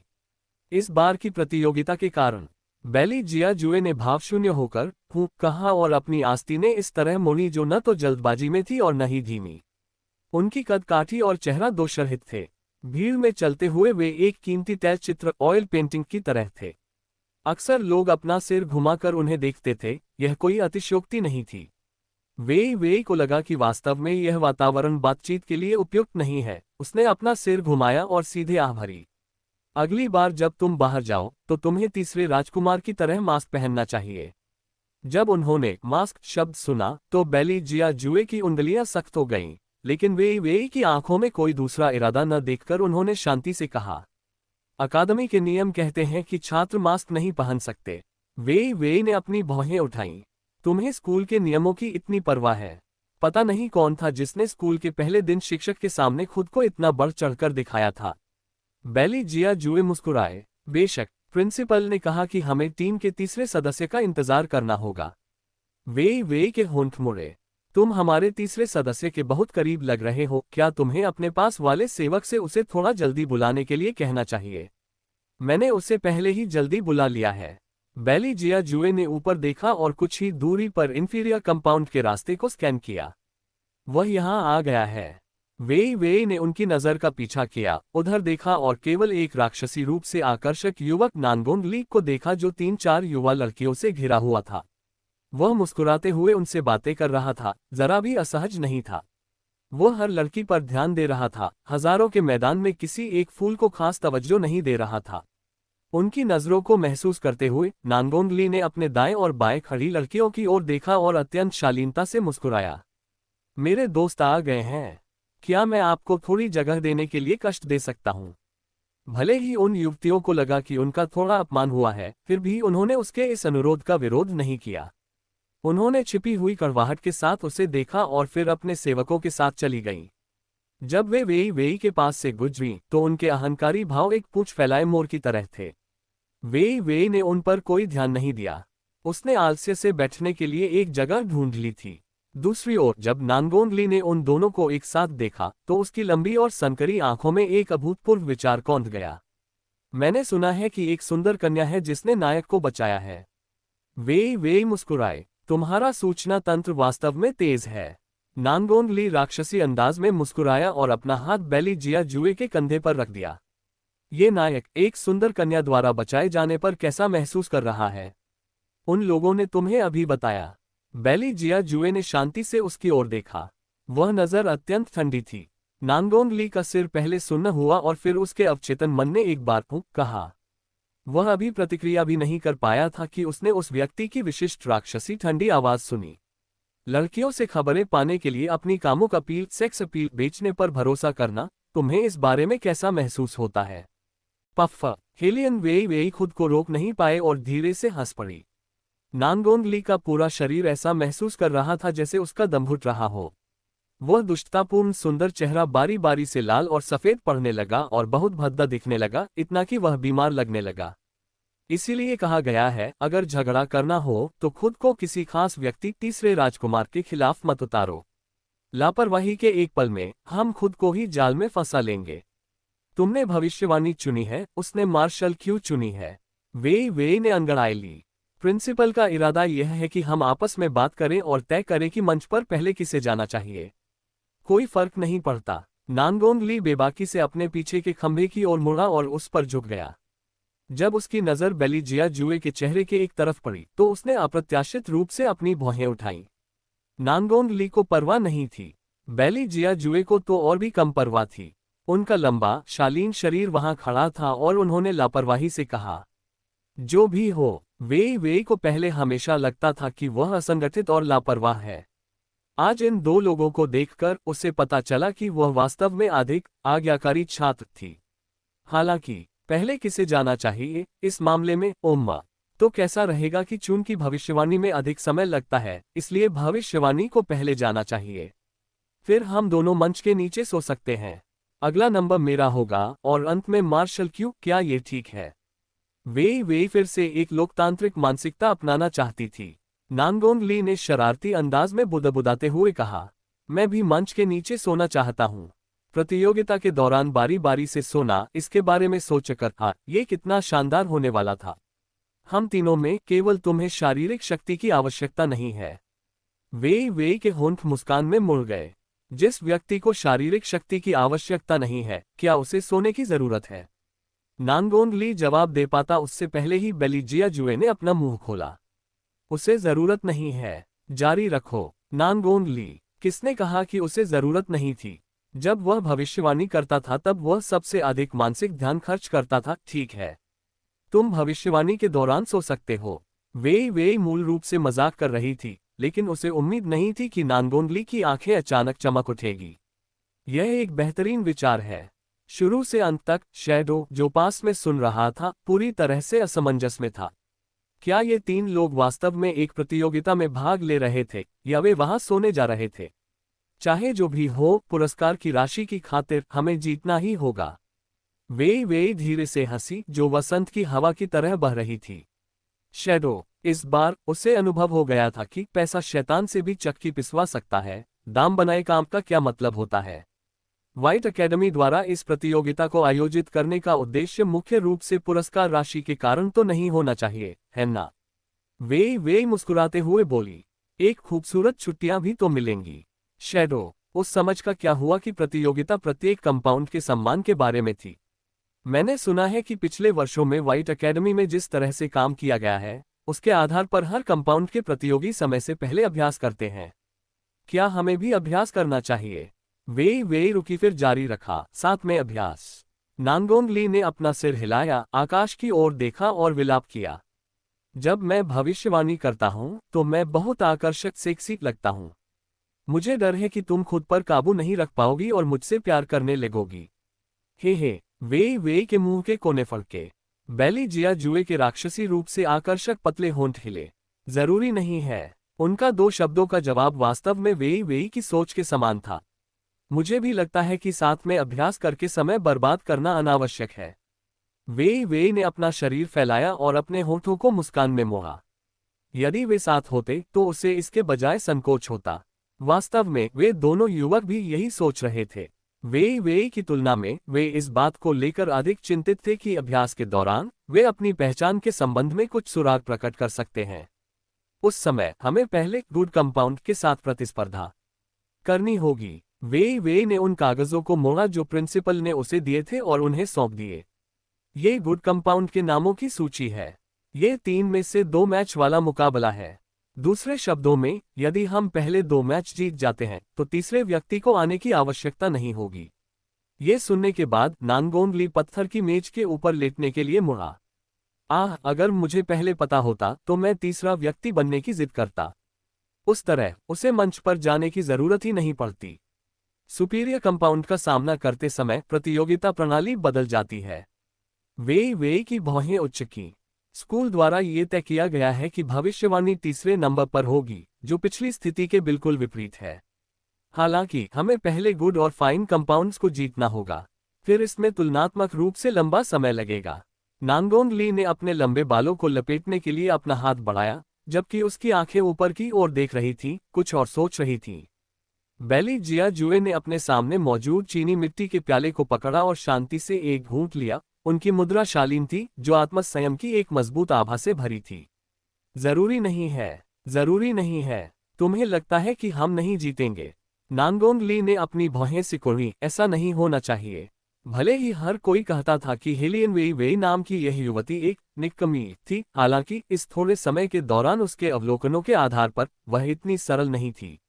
बेली जिया जुए ने अपनी आस्तीनें ठीक की और नांगोंग ली की ओर विरक्ति भरे अंदाज में देखा। जरूरी नहीं कि बहुत ज्यादा समय लगे। नानगोंगली दंग रह गया, फिर उसे समझ आया। उसने दूसरे व्यक्ति के अर्थ को गलत समझ लिया था। तुम्हारा मतलब है कि हमारा सुपीरियर कंपाउंड से सामना होना निश्चित है, और जब हम गुड और फाइन कंपाउंड्स को संभालेंगे तो हमें उतना समय नहीं लगेगा। नानगोंगली द्वारा चुपचाप इसकी पुष्टि करने के बाद उसने एक और बयान जोड़ने में काफी समय लिया। तुम ये कह रहे हो, लेकिन क्या तुमने सोचा है कि गुड और फाइन कंपाउंड्स के लोग क्या सोचेंगे? महामहिम, आप केवल इंफीरियर कंपाउंड के एक छात्र हैं। भले ही वास्तविकता ऐसी ही हो, आप इतने आक्रामक नहीं हो सकते, है ना? परंतु मुझे ये प्रस्ताव पसंद आया। नानगोंगली बेबाकी से मुस्कुराया और वेई वेई की ओर देखते हुए बोला, तो फिर इसी पर फैसला करते हैं। हम पहले 2 कंपाउंड्स को तेजी से ब्लिट्जक्रीग पार कर लेंगे। वेई वेई अपने पैरों को थोड़ा ऊपर उठाकर बैठी थी। उसके हाव भाव में ज्यादा बदलाव नहीं आया। शुरू से अंत तक उसके होठों पर एक हल्की मुस्कान थी जिसे देखना आरामदायक था। यह प्रस्ताव बुरा नहीं है। हालांकि गुड और फाइन कंपाउंड्स को हराना उतना आसान नहीं है जितना हम कल्पना करते हैं। कम से कम जब हम फाइन कंपाउंड में पहुंचेंगे तो हेई परिवार का युवा स्वामी एक बाधा होगा और उसे हराना बिल्कुल भी आसान नहीं होगा। हेई परिवार का बेटा। नानगोंगली ने पहले बेली जियाजुए की ओर देखा। उसके बाद उसने अर्थपूर्ण ढंग से अपना सिर वापस घुमाया और वेई वेई की ओर देखते हुए कहा, ऐसा लगता है कि तुम उसके बारे में बहुत ऊंचा विचार रखती हो। वेई वेई ने भी अपना सिर नहीं उठाया और उस कागज को देखते हुए जवाब दिया जिसे वह मोड़ रही थी। वह वास्तव में ध्यान देने योग्य है। मुझे लगता है कि वह सुपीरियर कंपाउंड के उन लोगों से भी ज्यादा मजबूत है। ओह, तो ऐसा है। नानगोंगली ने अपने स्वर को लंबा खींचा और उसकी आंखें बेली जियाजुए की दिशा में मुड़ी और वहां एक नजर डाली। बेली जियाजुए के चेहरे पर जरा सा भी बदलाव नहीं आया, बस इतना कि उनकी आस्तीन के भीतर छिपा हाथ थोड़ा सुस्त हो गया। यहां तक कि उनके हाथ में मौजूद प्याले के भीतर पानी की लहरें बनने लगीं। वह आंखों का जोड़ा जो मूल रूप से कोमल था, इस समय बर्फ जैसा ठंडा और भांपने में कठिन हो गया था। उन्हें इतनी शांति से बैठा देखकर नानगोंगली को लगा कि उन्होंने अभी पर्याप्त हलचल नहीं मचाई है और उन्होंने और जोर दिया, इस तरह से देखा जाए तो तुम यहां तक कि उसकी काफी प्रशंसा करती हो। तुम ऐसा कह सकते हो। वेई वेई की उंगली उन विरोधियों के नामों पर थपथपाए जो ध्यान देने योग्य थे और उन्हें थोड़ा आगे धकेला। वह मूल रूप से चाहती थी कि उसके सामने बैठा युवक उस प्रतिद्वंद्वी को देख ले जिसका वह सामना करेगा, यानी यंग मास्टर युआन। लेकिन जब उसकी मुलाकात बर्फ जैसी ठंडी और बर्फीली आंखों के जोड़े से हुई तो वह थोड़ा रुकने से खुद को नहीं रोक पाए। क्या बात है? बेली जियाजुए ने अपने हाथ में मौजूद चाय का प्याला छोड़ दिया और आलस्य से राक्षसी अंदाज में मुस्कुराए। उनकी आंखों में जरा सी भी गर्माहट नहीं थी। कुछ नहीं। क्या तुम्हारे चेहरे में फिर से दर्द हो रहा है? वे केवल इसी एक बात के बारे में सोच सकी क्योंकि उसकी मुस्कुराती हुई अभिव्यक्ति और नर्म हो गई। चिंता मत करो, जब प्रतियोगिता का फाइनल आएगा तो हम उन भाइयों को भी चेहरे पर मार खाने का स्वाद अच्छी तरह चखाएंगे। तुम्हें किसी ने घायल किया है? नानगोंगली को ऐसा लगा जैसे उसने कोई परियों की कहानी सुन ली हो और वह अविश्वास के साथ बेली जियाजुए की ओर देखने के लिए पूरी तरह सतर्क हो गया। घोस्ट पैलेस के तीसरे राजकुमार के रूप में जाने जाने वाले व्यक्ति को भला कब चोट लगी थी? भले ही उसने मार्शल की शक्ति खो दी हो, फिर भी उसके सामने शोर मचाने की हिम्मत किसी में नहीं थी। इसका और कोई कारण नहीं था सिवाय इसके कि इस व्यक्ति के तरीके बहुत क्रूर थे। इतने क्रूर कि 4 महान कुलों के लोग भी बिना सोचे समझे कदम उठाने की हिम्मत नहीं करते थे। इसके अलावा वह बदला लेना अच्छी तरह जानता था। उसे चीजों को तुरंत निपटाना पसंद नहीं था, बल्कि वह बाद में धीरे धीरे एक एक चाकू मारकर उसकी भरपाई करता था। वे शैडो सीक्रेट गार्ड्स, गुप्त अंगरक्षक जिन्होंने उसकी हत्या करने की कोशिश की थी, इसका एक सटीक उदाहरण थे। वह आर्मामेंट सिटी में जितना शांत और बेफिक्र दिख रहा था, उससे धोखा न खाएं। वापस आने के बाद उसने महल का दौरा किया था। महज उस एक दौरे ने ही 4 महान कुलों और 8 प्रभावशाली परिवारों को सतर्क कर दिया था। उसने यह नहीं बताया कि वे गुप्त गार्ड किसने भेजे थे, बस इतना कहा कि वह इन लोगों के बीच ही सबूत ढूंढ लेगा। इसने उन लोगों को पूरी तरह से दंग कर दिया, लेकिन वे असहाय होकर देखते रहे और वह एक एक करके उनकी जांच करता रहा। हर बार जब किसी परिवार की जांच होती तो हमेशा कुछ न कुछ सामने आ ही जाता। 4 महान कुलों के नेताओं के पास मामलों को रफा दफा करने के लिए और अधिक पैसा खर्च करने के अलावा कोई विकल्प नहीं था। वे अपना सम्मान चाहते थे, खासकर अपनी संतानों के लिए। कुछ चीजें ऐसी थीं जो अगर राजधानी के लोगों को पता चल जाती तो वे निस्संदेह आम जनता के लिए मजाक बन जाती। वह मार खाने से भी ज्यादा असहनीय होता। अभी उनमें से किसी की भी वेश्यालय जाने की हिम्मत नहीं थी, क्योंकि उन्हें डर था कि कहीं तीसरा राजकुमार नाराज न हो जाए और सीधे उन बिस्तरों पर अपने लोग न भेज दे। ये सोचना भूल जाए कि तीसरा राजकुमार किसी देवता की तरह विरक्त था और इन मामलों में हस्तक्षेप नहीं करेगा। इस समय तक पहले ही दो बुजुर्ग ऐसे थे जिनकी जांच इस तरह की गई थी। उन जांचों ने उन्हें इतना मानसिक सदमा पहुंचाया कि अब उनका साथी चाहे कोई भी हो, वे उत्तेजित ही नहीं हो पाते थे। इसके बारे में सोचिए। मौलिक रूप से जब एक पुरुष उस कृत्य को खुशी खुशी कर रहा होता है, तब वह परमानंद महसूस करता है और उसकी सुरक्षा भी कम होती है। लेकिन ठीक उसी क्षण अचानक उसके सिर पर एक तलवार आ जाए, साथ ही अनगिनत शैडो गार्ड्स हवा में बिना हिले डुले तैर रहे हों। भले ही उन्होंने एक बाल को भी न छुआ हो और वे केवल टकटकी लगाकर देख रहे हों, महज इस दृश्य के बारे में सोचना ही काफी था। नांगोंग ली का शरीर रोंगटों से भर गया। इसीलिए वह विश्वास नहीं कर सका कि इस तरह का आदमी मार खाएगा। आप उसे मार सकते थे और फिर भी उसे लगेगा कि यह असंभव है। जरूर कुछ चल रहा था। जुए के बारे में उसकी समझ के आधार पर वह आदमी पक्का किसी योजना पर काम कर रहा था। नांगोंग ली ने अपने दोस्त के शांत चेहरे को देखा और जैसे ही उसने मुंह खोलने की कोशिश की, उसे बेली जिया जुए ने बीच में ही रोक दिया। वे चार थे और मैं अकेला, क्या मेरा घायल होना अजीब है? बेशक, नांगोंग ली मूल रूप से कहने वाला था, ये बहुत अजीब है, लेकिन उस नजर को देखने के बाद उसका कंठ कांप उठा और उसने शक्ति के साथ अपने शब्द बदल लिए। अजीब नहीं है, लानत है, ये कौन सी लय थी? उस समय को याद करते हुए जब इस व्यक्ति ने एक छड़ी ली थी और 100 से अधिक हटे कट्टे लोगों को पीट दिया था। उन्हें पीटने के बाद उसने यहाँ तक कहा था कि भविष्य में इन मामलों के साथ उसे परेशान न करें, उसकी नींद का समय बर्बाद न करें, इत्यादि। और अब 4 लोग और वह उन्हें पीट नहीं सका। इन शब्दों पर कौन विश्वास करेगा? इसके अलावा उसकी मार्शल क्यू पहले ही वापस आ चुकी थी। जाहिर है उसे खुद को क्यू से भरने की जरूरत महसूस नहीं हुई, वरना उसे बस एक उंगली हिलानी पड़ती और वे लोग पलक झपकते ही जमीन पर होते। पता है न, वह आखिर क्या खेल खेल रहा था? खुद को घायल तक करवा लिया। नांगोंग ली की नजर में वह तथाकथित चोट जानबूझकर ली गई थी, चाहे वह इस बारे में कितना भी सोचे। उसने तब तक इंतजार किया जब तक वेई कुछ लाने के लिए दूर गई, लेकिन वास्तव में वह भी अब और नहीं रुक सका और अपने पास बैठे दोस्त से पूछ ही लिया, तुम्हारे चेहरे का घाव खुद का किया हुआ तो नहीं है ना?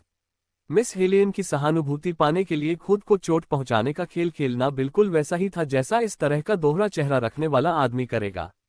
नहीं, बेली जिया जुए ने अपने हाथ में मौजूद चीनी मिट्टी का चाय का प्याला नीचे रखा और अपने पीछे भावशून्य तरीके से ऊपर देखा।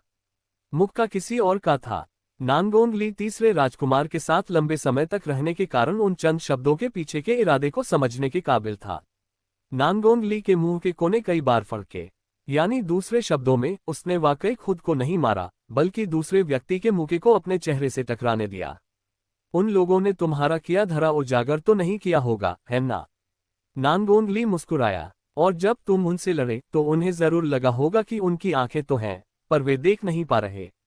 हालांकि तुलनात्मक रूप से तुम अब ज्यादा समय तक ये ढोंग नहीं कर पाओगे। जब समय आएगा तो तुम्हें सुपीरियर कंपाउंड में जाना ही होगा। इंफीरियर कंपाउंड की गुणवत्ता के आधार पर उन हत्यारों को रोकना संभव नहीं होगा जो लगातार तुम्हारी जान लेने की फिराक में रहते हैं।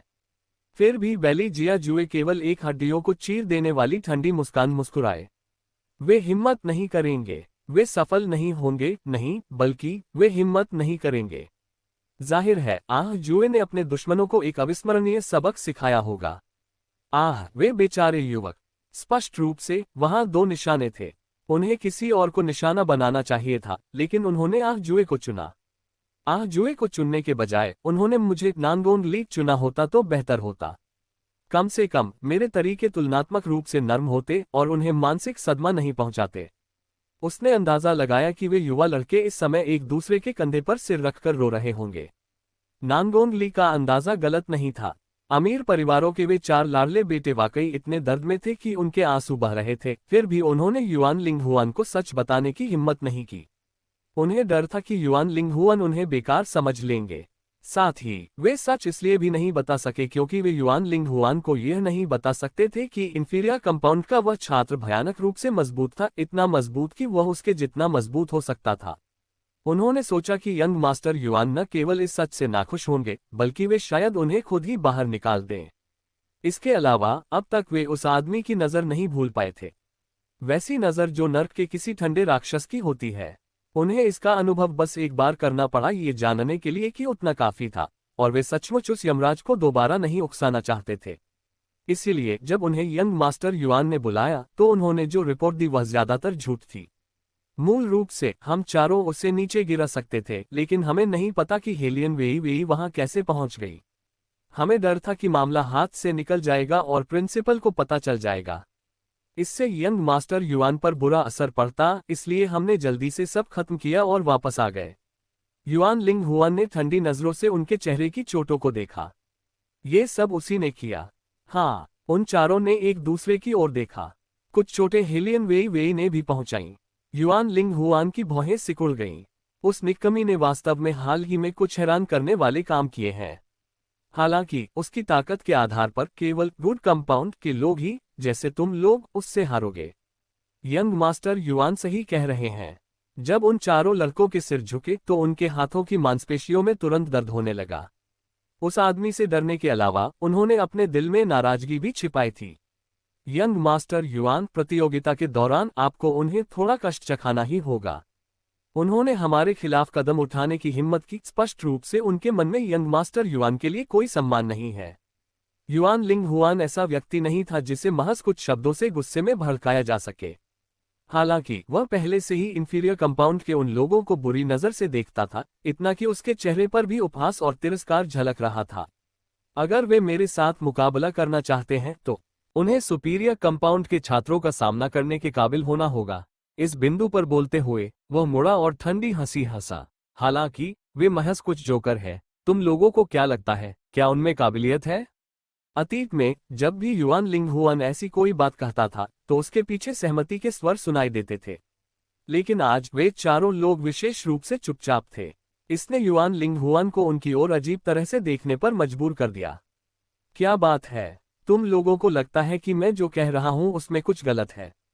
वे चारों लोग पहले तो ठिठक गए, फिर उन्होंने अपना सिर हिलाने की पूरी कोशिश की और एक फीकी मुस्कान चेहरे पर लाते हुए बोले, नहीं, यंग मास्टर युआन, गलत कैसे हो सकते हैं? ठीक है, अगर और कुछ नहीं है तो तुम लोग जा सकते हो। युआन लिंग हुआन ने इन चारों को देखा जो अपनी सामान्य चपलता खो चुके थे, और उसे अचानक लगा कि कुछ कमी है। उसके पास खड़ा सेवक भी समझदार था। जैसे ही उसने अपने स्वामी को ये कहते सुना, उसने तुरंत उन लोगों को बाहर भेज दिया। जब वे वापस आए तो उनके चेहरे पर मुस्कान थी। यंग मास्टर, मैंने पता लगा लिया है। गुड कंपाउंड में एक ताकतवर व्यक्ति है। भले ही उसकी मार्शल क्यूब शक्ति बहुत अच्छी ना हो, फिर भी उससे निपटना निश्चित रूप से कठिन है। अगर वह वहां है तो वह उन लोगों को जरूर सबक सिखाएगा जिनकी नजरें अपनी हैसियत से ऊंची हैं। उस ताकतवर आदमी से कहना कि उनके चेहरों पर निशाना साधे। जब वह काम पूरा कर लेगा तो मैं उसे अच्छा इनाम दूंगा। युआन लिंग हुआन वास्तव में किसी से भी अधिक अहंकारी था। अपने कुल में एक जानी मानी हस्ती होने के कारण राजधानी में भी बहुत कम लोग उसे उकसाने की हिम्मत करते थे। मुरुओंग चांग फैंग और हेइजे की बात छोड़ दें, क्योंकि वे व्यक्तिगत ताकत और पारिवारिक पृष्ठभूमि दोनों ही मामलों में उसके बराबर के लोग थे। लेकिन ये तो वह कंगाल लड़का था, पता नहीं कहां से टपक पड़ा, जिसने अकादमी में प्रवेश करते ही सारी सुर्खियां बटोर ली थीं। बेशक युआन लिंग हुआन झांग परिवार के उस युवा स्वामी की तरह नहीं था जिसके पास दिमाग ही नहीं था। ऐसे व्यक्ति को देखकर उसकी पहली प्रतिक्रिया उसे सबक सिखाने की नहीं, बल्कि उसे अपने उद्देश्यों के लिए इस्तेमाल करने की होती थी। नफरत की बात तो ये थी कि महान युआन कुल के युवा स्वामी होने के नाते उस कंगाल युवक ने उसे नजरअंदाज कर दिया था, जिसने उसकी ओर केवल 2 शब्द फेंके थे, रुचि नहीं है। इसके बाद युआन लिंग हुआन अपना गुस्सा कैसे पी सकता था? युआन लिंग हुआन का निजी सेवक स्वाभाविक रूप से जानता था कि क्या चल रहा है और अपने स्वामी के विचारों को भी समझता था। उसका लहजा सम्मानजनक था। चिंता न करें यंग मास्टर, आपका सेवक सब कुछ संभाल लेगा। वे 3 लोग सबसे बेकार कचरा हैं। अगर वे कक्षा में सो नहीं रहे होते हैं तो वे लंबी छुट्टियों पर होते हैं। अगर वाकई चुनने के लिए कोई और नहीं होता तो मेरा मानना है कि प्रिंसिपल उन्हें प्रतिस्पर्धा करने के लिए नहीं भेजते। मेरा अनुमान है कि यह टीम जब अन्य 3 कंपाउंड के साथ प्रतिस्पर्धा करेगी तो एक भी राउंड नहीं जीतेगी। सुपीरियर कंपाउंड के साथ उनकी प्रतिस्पर्धा की बात करना तो आवश्यक ही नहीं है। आछुन, कॉमर्स प्लाजा के एक कोने में हुआन मिंग जियांग को फर्श साफ करने में मदद करने के लिए खड़ी वेई वेई को जोरदार छींक आई। उसने अपने पीछे चाय पी रहे बूढ़े व्यक्ति की ओर देखा और अपनी भौहें चढ़ाईं। एल्डर हुआन, मैंने आपका काम पहले ही खत्म कर दिया है। क्या आपको मुझे वह मजदूरी नहीं देनी चाहिए जो अकादमी ने आपको भुगतान की है? खास हुआन मिंग जियांग, जो अपनी आधे दिन की छुट्टी का आनंद ले रहे थे, धुन गुनगुनाते हुए चाय पी रहे थे कि अचानक उनका दम घुट गया। इस बूढ़े के पास मजदूरी कहाँ से आएगी? वेई वेई ने झाड़ू को जमीन पर टिकाया और लापरवाही से उसके हैंडल के ऊपर झुक गई। उसकी उंगलियां उसकी ठुड्डी के नीचे थीं। उसने अविश्वास के साथ उन्हें देखा। सम्राटों की 3 पीढ़ियों की सेवा करने वाला एक बुजुर्ग यहां जमीन साफ कर रहा है, बिना किसी मजदूरी के। ऐसी बातों पर कौन विश्वास करेगा? लड़की, तुमने उस युवक तुसुफैंग ट्यूजुफंग से ज्यादा पाला नहीं पड़ा है। उसकी बाहरी दिखावट से धोखा मत खाना। उसका दिल भयानक रूप से दुष्ट है। हुआन मिंग जियांग ने गुस्से में अपने हाथ का चाय का प्याला नीचे रख दिया। अगर मैं खुद कहूं तो उसकी बहन के बेटे ने ये सब उसी से सीखा है। वेई वेई की भौहें उठीं। उसका भांजा, वही बर्फीला युवक जो पूरे दिन मास्क पहनकर परिपक्व होने का ढोंग करता है। वेई वेई को आखिरकार समझ आ गया कि तीसरे राजकुमार ने एल्डर हुआन को किस तरह पूरी तरह से नाराज किया था, जिसकी वजह से एल्डर हुआन जब भी बोलते थे तो इस तरह की शिकायत करते थे। अतीत में जब वेई वेई यह सुनती थी तो उसे इससे कोई फर्क नहीं पड़ता था। अब जबकि उसने शादी करने का समझौता तैयार कर लिया था, जब उसने ये शब्द सुने तो उसे अजीब लगा। सही बात है, मैंने सुना है कि तुम इंफीरियर कंपाउंड का प्रतिनिधित्व करने के लिए प्रतिस्पर्धा करना चाहती हो। हुआन मिंग जियांग ने अपनी दाढ़ी सहलाए और हंसे। ये भी अच्छा है। अब समय आ गया है कि वे तुम्हारी ताकत देखें, जिससे मार्शल क्यू प्रतियोगिता से पहले तुम्हारी प्रतिष्ठा भी बन सके। वेई वेई ने अपनी नाक के सिरे को छुआ और धीरे से मुस्कुराए। जिस क्षेत्र में मैं प्रतिस्पर्धा कर रही हूं वह मार्शल क्यू नहीं है। मार्शल क्यू नहीं? हुआन मिंग हुआन दंग रह गए। क्या इसलिए कि उस युवक तुसुफैंग ने तुम्हें नहीं चुना? अभी मैं उसके पास जाकर उसे समझाता हूं। ये युवक गपशप अफवाहों पर कैसे विश्वास कर सकता है? ये वास्तव में घृणास्पद है। वेई वेई का स्वर स्थिर था। ये प्रिंसिपल का फैसला नहीं था। हम तीनों ने खुद अपने अपने विषयों को चुना है। उसे वास्तव में इसकी ज्यादा परवाह नहीं थी। भले ही वह भविष्यवाणी डिविनेशन होती जिसके बारे में वह कुछ नहीं जानती थी, फिर भी उसकी मदद के लिए सेलेस्टियल बाउंड्री स्पेस के भीतर युआन मिंग और लिटिल वाइट थे। बस बात इतनी थी कि यदि यह मार्शल क्यू या हथियार आर्मामेंट्स होते तो जीतने की संभावना अधिक होती। अब जब उसने इस बारे में सोचा तो वे तीनों कुछ ज्यादा ही रैंडम अव्यवस्थित लग रहे थे। वे ऐसे थे जैसे तुमने एक चुना, मैंने एक चुना और बस ऐसे ही प्रतियोगिता का विषय तय कर लिया। मुख्य बात यह थी कि प्रिंसिपल ने उन्हें बहुत ज्यादा छूट दी थी और कहा था कि जब तक वे भाग लेने के लिए सहमत हैं, वे जो चाहे चुन सकते हैं। सच कहें तो ये पहली बार था जब वेई वेई का सामना इतने खुले दिमाग वाले प्रिंसिपल से हुआ था। तुम लोगों ने चुनाव किया। हुआन मिंग जियांग ने जितना अधिक सुना उन्हें उतना ही विश्वास नहीं हुआ। तो मार्शल क्यू किसने चुना? वेई वेई थोड़ी जमीन साफ करने के लिए झुकी और लापरवाही से जवाब दिया।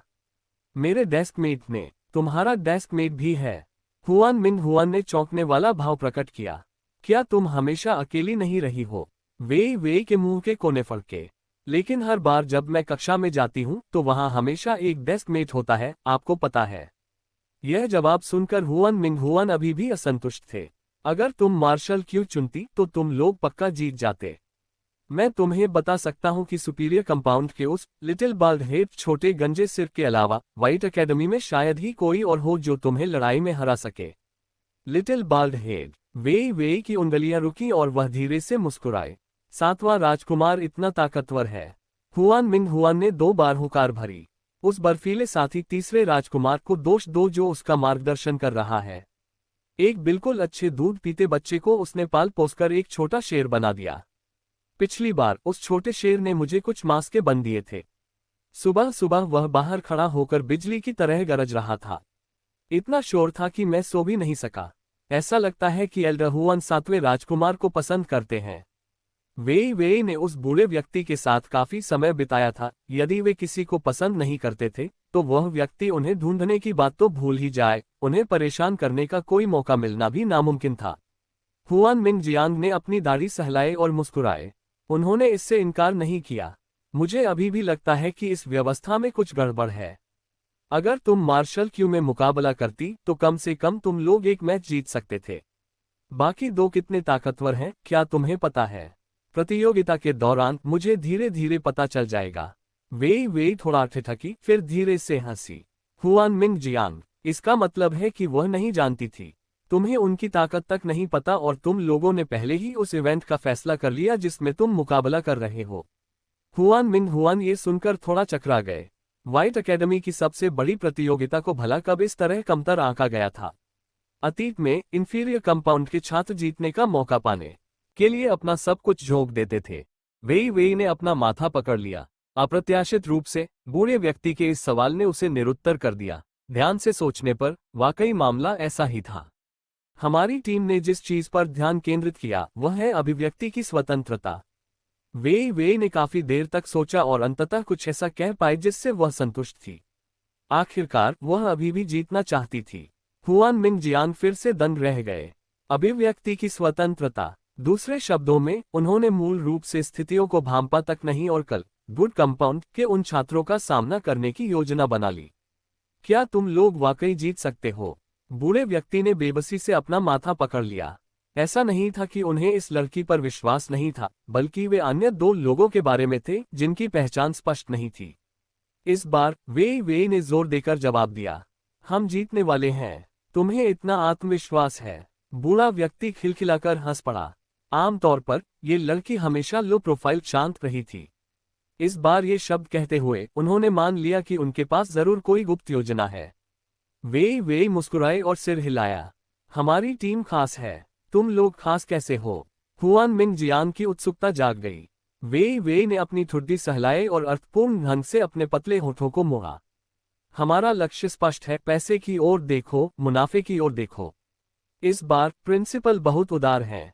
विजेता को 1 लाख चांदी के सिक्के टेल्स मिलेंगे। हुआन मिंग जियांग का मुंह बार बार फड़का। तो टीम के खास होने का उसका मतलब ये था। हे वाकई अद्वितीय था। वे इतने सालों से व्हाइट एकेडमी में थे, लेकिन ये पहली बार था जब कोई पैसों के लिए प्रतियोगिता कर रहा था। छोड़ो भी। हुआन मिंग जियांग ने एक लंबी आह भरी क्योंकि यह बहुत हास्यास्पद था। अपने डेस्क मेट को यहाँ ले आओ। भले ही मैं बूढ़ा हूँ, फिर भी मैं उससे कुछ दांव पेंच सिखा सकता हूँ। भविष्यवाणी के संबंध में मैं सीधे तौर पर मदद नहीं कर सकता, लेकिन यहाँ एक पुरानी किताब है जिसे तुम अपने साथ ले जा सकती हो। वेई वेई ने इसके बारे में थोड़ा सोचा और महसूस किया कि यह उनका बीमा सुरक्षक हो सकता है। आखिरकार गुड कंपाउंड के बाद उन्हें फाइन कंपाउंड का सामना करना होगा। हेइज की क्षमता को नजरअंदाज नहीं किया जा सकता था। एल्डर हुआन का मार्गदर्शन होना वैसे भी एक अच्छी बात थी। जब रात होगी तो मैं उसे यहाँ ले आऊंगी। वेई वेई धीरे से हंसी। इसी जगह पर हुआन मिंग जियांग ने सिर हिलाया और अपनी दाढ़ी सहलाई। तुम्हारा ये डेस्क मेट किस गुण एट्रीब्यूट को नियंत्रित करता है? वह अभी किस स्तर पर है? मैंने पूछा नहीं। वेई वेई ने अंदाजा लगाया। उसे अर्थ रैंक पृथ्वी स्तर पर होना चाहिए। हुआन मिंग जियांग की दाढ़ी सहलाती उंगलियां रुक गईं, उनकी आंखें थोड़ी खुल गईं। अर्थ रैंक सबसे निचला स्तर, ये तो किसी काम का नहीं। वह पक्का हार जाएगा शायद। वेई वेई की आंखें सिमट गईं और थोड़ी चमकने लगीं। रात होने तक इंतजार करें। मैं उसे ले आऊंगी ताकि एल्डर हुआन खुद उससे बात कर सके। हुआन मिंग जियांग ने जवाब देने से पहले थोड़ा सोचा। और किया ही क्या जा सकता है? अर्थ रैंक का एक योद्धा। उन्हें बहुत गहराई से सोचना होगा। उन्हें ऐसा योद्धा देखे इतने साल हो गए थे। इस तरह की प्रतिक्रिया के लिए हुआन मिंग जियांग को दोष नहीं दिया जा सकता था। ये जानना जरूरी था कि वॉर ड्रैगन एम्पायर के मंत्री होने के नाते वे दरबार की एक शक्तिशाली हस्ती होने के साथ साथ मार्शल साधना खेती में भी अत्यंत निपुण थे। बैटल स्पिरिट फोर्सेस का मार्ग प्रशस्त करने वाले व्यक्ति के रूप में उन्हें हर किसी द्वारा प्रशंसित गुरु माना जा सकता था। जैसा कि उन्होंने खुद कहा था, 1 दशक से भी अधिक समय पहले से उनकी मुलाकात किसी अर्थ रैंक के योद्धा से नहीं हुई थी। उन्हें उचित रूप से सोचना होगा कि इस छात्र को कोचिंग कैसे दी जाए। एल्डर हुआन, क्या आप वाकई उन्हें सिखाने की योजना बना रहे हैं? वेई वेई के जाने के बाद ही हुआन मिंग जियांग के पीछे एक नीले रंग की मानवीय आकृति प्रकट हुई। क्या इससे आपका बहुत ज्यादा समय बर्बाद नहीं होगा? इंफीरियर कंपाउंड के उन छात्रों में मिस हेलियन के अलावा बाकी सभी में कोई योग्यता नहीं है। इसीलिए पिछली बार जब आपने इंफीरियर कंपाउंड के भीतर प्रतिभा तलाशने का प्रस्ताव रखा था तो उसे ठुकरा दिया गया था। अब आप व्यक्तिगत रूप से इंफीरियर कंपाउंड के छात्रों को इस तरह कोचिंग दे रहे हैं, क्या ये प्रतियोगिता के प्रति अनुचित नहीं होगा? हुआन मिंग जियांग की लंबी सफेद दाढ़ी हवा में लहराए। अगर मेरे कोचिंग के महज कुछ शब्द अर्थ रैंक के एक नए छात्र को प्रतियोगिता जिता सकते हैं, तो सुपीरियर और फाइन कंपाउंड्स के वे प्रसिद्ध लोग गिराने के लिए बहुत आसान है। एल्डर हुआन का इरादा उनका उपयोग सुपीरियर कंपाउंड के उन नए छात्रों को निखारने के लिए है। उस आकृति की भौहें उठीं, जैसे उसे बात समझ आ गई हो। हुआन मिंग जियांग धीरे से मुस्कुराए, एक ऐसी मुस्कान जो किसी दिव्य पुरुष की तरह रहस्यमयी और सुंदर थी। ये लड़की वे का अस्तित्व बहुत सारे बदलाव लेकर आया है। उसका उभरना श्रेष्ठता की उस भावना को तोड़ देगा जो सुपीरियर कंपाउंड के छात्रों में इतने वर्षों से हमेशा बनी रही है। मैं तुम्हें सच बताता हूँ, मैं उन लोगों से काफी असंतुष्ट हूँ जिन्हें चुना गया है, इसलिए मैं उन्हें एक बाधा देना चाहता हूँ और देखना चाहता हूँ कि वे इसे पार कर पाते हैं या नहीं। लेकिन ये केवल उस लड़की की प्रतियोगिता नहीं है, इसमें 2 और लोग शामिल हैं। मुझे ये पुष्टि करनी होगी कि दूसरे उसे पीछे न खींचें। कम से कम 2 मैचों की गारंटी होनी चाहिए ताकि वह सुपीरियर कंपाउंड का सामना कर सके। लेकिन अर्थ रैंक का योद्धा, वह आकृति अभी भी संदिग्ध थी। एक छोटी सी शाम का समय उसकी क्षमता को बहुत ज्यादा नहीं बढ़ा पाएगा। हुआन मिंग जियांग ने अपना माथा पकड़ा और आह भरी। इंसान प्रस्ताव देता है लेकिन ईश्वर निपटारा करता है। Man proposes but God disposes. मैं बस यही आशा करता हूं कि वह लड़की जिस व्यक्ति को अभी लाएगी वह बहुत मंदबुद्धि न हो। सूरज पश्चिम में डूब रहा था, हल्की हवा धीरे धीरे चल रही थी। व्हाइट एकेडमी के कैफेटेरिया के एक कोने में, खाना खत्म करने के बाद मेरे साथ कहीं चलो। वे ने अपनी चॉपस्टिक्स रखीं और अपने सामने बैठे युवक को देखते हुए आलस्य से जम्हाई ली। बेली जिया जुए ने शालीनता से अपने मुंह के कोने को पोंछने के लिए एक सफेद कपड़े का इस्तेमाल किया। उनकी आवाज उदासीन थी और उन्होंने केवल एक शब्द में जवाब दिया, ठीक है। इससे वे को एक गलतफहमी हुई कि उसके सामने बैठा व्यक्ति पक्का किसी कुलीन या शाही पृष्ठभूमि से आया होगा। उनके खाने का तरीका भी देखने में इतना सुंदर था। आधुनिक समय के होर्डिंग्स पर दिखने वाली मशहूर हस्तियों की तुलना में उनके तौर तरीके और भी अधिक मंत्रमुग्ध कर देने वाले थे। तुम मुझसे यह नहीं पूछोगे कि मैं तुम्हें कहाँ ले जा रही हूँ? वे धीरे से मुस्कुराए और उसकी ओर देखते हुए अपनी भौहें चढ़ाईं। बेली जिया जुए उसे देखते हुए अचानक मुस्कुराए। उस जादुई शीतलता के भीतर एक गहरा मोहक आकर्षण था। क्या ऐसा हो सकता है कि तुम मेरे साथ कुछ करना चाहती हो? उसके साथ हंसी मजाक छेड़खानी। वे की भौहें उठीं और उसके चेहरे पर मुस्कान गहरी हो गई। तुम्हें किसी मर्दों के वेश्यालय में बेचने पर अच्छी कीमत मिलनी चाहिए। खाना परोसते हुए शैडो ने जब ये सुना तो वह ठंडे पसीने में भीग गया। महामहिम को बेचना, महामहिम को मर्दों के वेश्यालय में बिकवाना, क्या इस मिस हेलियन को अपनी जान प्यारी नहीं थी? हाँ। बेली जिया जुए ने चाय के प्याले की ओर हाथ बढ़ाया। जैसे ही उनकी पतली उंगलियों ने प्याले को छुआ, उनकी आंखें सोच विचार से भर गईं। ऐसा लगता है कि मंत्री बैंक रोलर को मेरे रूप रंग पर बहुत भरोसा है। वे ने भी खुद के लिए एक कप चाय डाली और मुस्कुराए। बेशक, क्या तुम हर दिन आईना नहीं देखते? तुम्हारे जैसे रूप रंग के साथ ये लोगों को लापरवाही से अपना पैसा लुटाने के लिए मजबूर करने के लिए काफी है। शैडो ने चुपचाप जवाब दिया, सिर्फ पैसा लुटाना? महामहिम जहां भी रहे हैं, लोगों ने अपना दिल तक लुटा दिया है। बेली जिया जुए ने न तो जल्दी में और न ही धीरे धीरे चाय पी। चाय से भीगने के बाद वे मूल रूप से उत्कृष्ट पतले होंठ और भी नम हो गए। शाम की रोशनी में वे हल्के से चमकते हुए लग रहे थे। सुनकर लगता है कि मेरी योग्यता वाकई काफी अच्छी है। वे की आंखें चमक उठीं। तो क्या तुम इस उद्योग इंडस्ट्री में प्रवेश करने की योजना बना रहे हो? मैं तुम्हारे लिए विशेष रूप से एक जगह खोल सकती हूँ। शैडो, रुको, ये बातचीत और भी अजीब क्यों होती जा रही है? बेली जिया जुए ने मुस्कुराते हुए अपना बायां हाथ मेज पर टिकाया और उनके दाहिने हाथ की पतली उंगलियों ने बिना किसी चेतावनी के वे की ठुड्डी पकड़ ली, जबकि उनका पूरा शरीर उसकी ओर झुक गया।